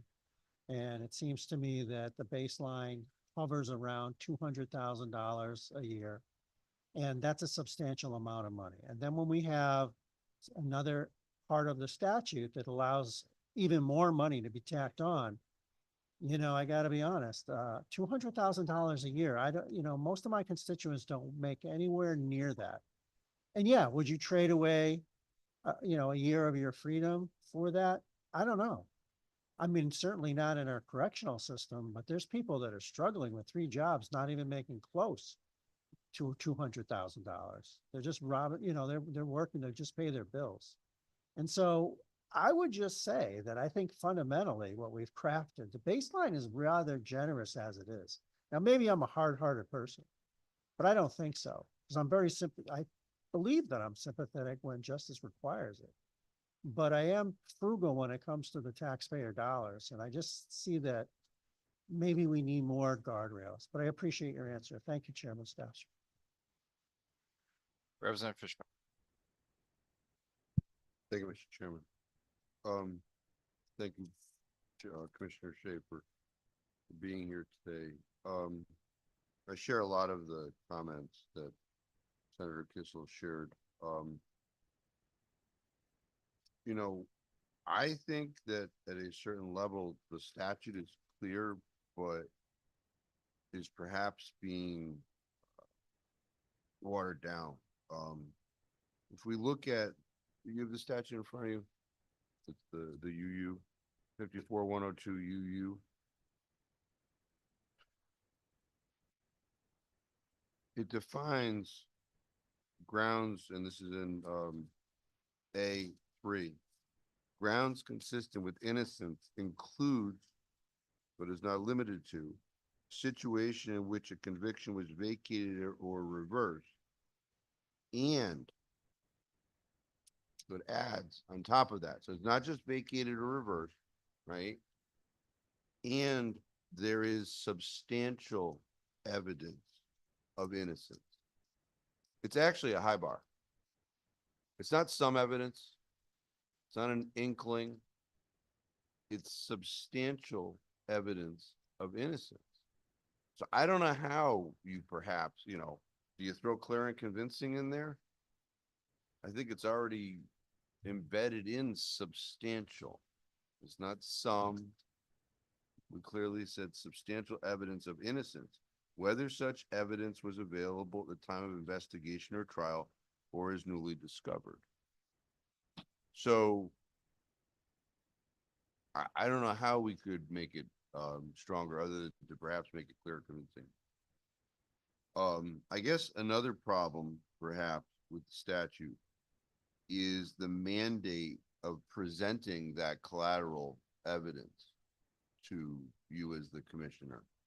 Because it isn't a may, it's a shall. In sub C, it says, at the hearing on such claim, claimant shall have certain burden of this section. That's proving eligibility. And then it says, in addition, such claimant shall present evidence of age, income, impact, all of that stuff. So perhaps if it was permissive, then we would understand, perhaps that's a miscommunication. Because as written, I believe the claims commissioner is supposed to, and is duty bound, actually to look at that stuff and to inquire instead of taking a request to look at that. So those are things that perhaps could be dealt with. Commissioner, I wanted to ask you about the park statute. And I had asked the Assistant Attorney General about how those cases are being handled, when they do allege willful, or, let's say it's a highway defect case, which cases they have a direct route to the Superior Court. I know under the previous administrations of your office, people were just getting dismissals with no direction. How are you handling those now? Thank you, Representative Fishbein. Another example that's quite common along with the highway defect statute is the automobile accident statute, 52-556. So when a person files a claim under the highway, it's a highway defect allegation or a car accident allegation, we send the claim to the Attorney General's office. The Attorney General's office evaluates the claim and will file a response and say that the claimant has a direct action under the highway defect statute. And we will then quickly, we're trying to move things quickly. We will quickly write a decision that says, we agree with the state's position that you have a direct action under the highway defect statute.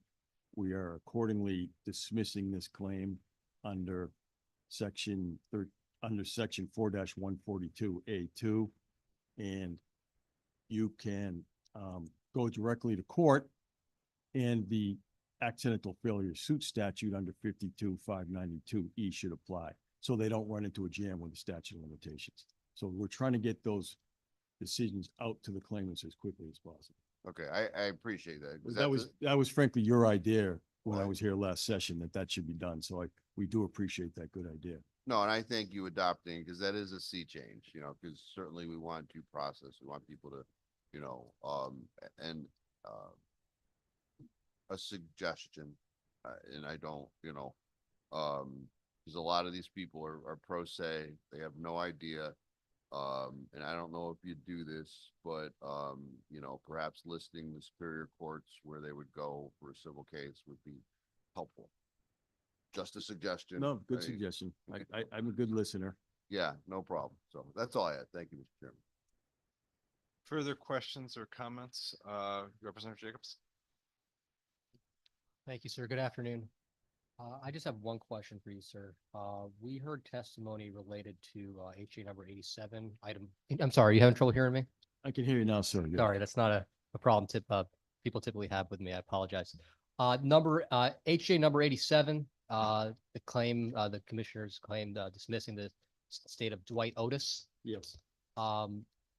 The complainant's attorney came in, the claimant's attorney, excuse me, came in, and one of the bases that he argued for our appeal should be that there was a similar case. I don't know if he used the word identical, but I think there was a similar or substantially similar nexus of operative facts that the commissioner's office previously allowed to proceed. And the argument is that this claim is so substantially similar that it should be permitted to proceed as well.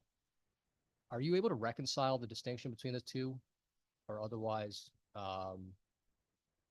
illuminate this committee as to why HJ number 87 was denied, but the prior case, which is apparently under a similar set of facts, was allowed to proceed? Absolutely. I'm going to pull up a copy of my decision, Rep. Jacobson, if you indulge me for 1 minute, or our decision.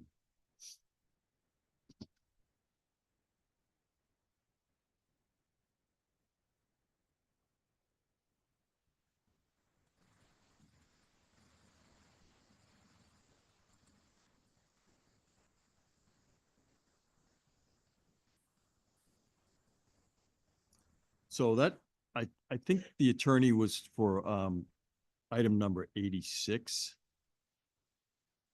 or HJ 86, which was item number 40. And that's a recreational use. And there was also Mr. Otis testified on item number 41, which is HJ 87. It's the same issue. So what happened is a couple of years ago, the Claims Commissioner's Office issued the messing decision. And in my decision on both of these claims, we cite the messing decision, which says the claimant contended that such failure by the respondent was willful or malicious under Connecticut law, and thereby deprived it of recreational use immunity in this case. The Claims Commissioner's Office concluded that the claim presents a contested view of law or fact for which the state or the private person could be liable. And the Claims Commissioner's Office authorized suit. So the way I read messing, the way the deputy, before I was in this office, the deputy who issued the messing decision said there is allegations of willful malicious conduct, and therefore that can go to court. Since that time, our office, under my direction, and I wrote the decisions, we issued the decision in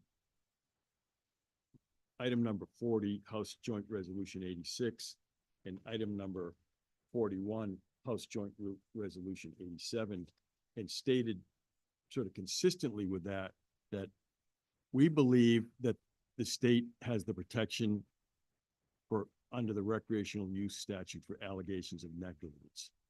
But a claimant can go to court with allegations of willful or malicious conduct by state employees. Just that the Claims Commissioner's Office does not have jurisdiction to hear those claims. So we, in both of these decisions, I'll tell you what I wrote.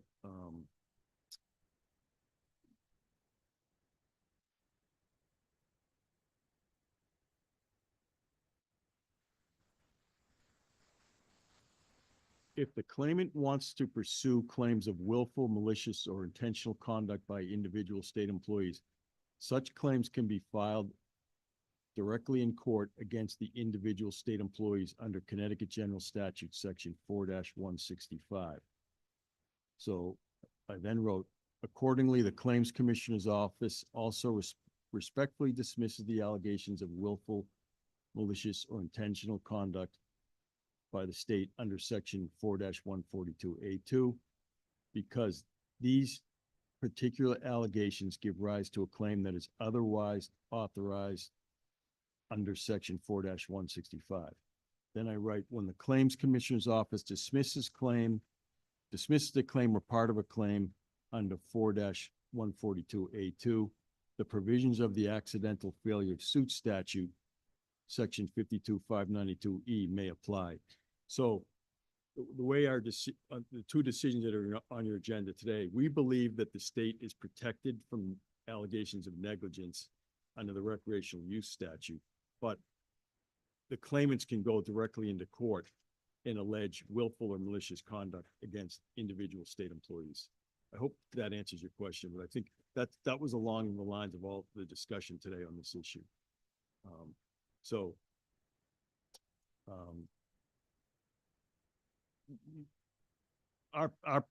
Our office's position respectfully now is you can't sue the state in negligence. But if you believe that the state was willful or malicious, you can sue the individual state employees directly in court. Thank you, sir. Thank you. Senator Lesser. Thank you, Mr. Chair. And just following up on Representative Jacobs' question, because I have similar question. It seems like in this case, you're, pretty clearly overturning the own precedent of the claims commissioner in both the cases you cited, in both Messing and in Burkhalter, when you are, in which you allow those claims to go forward.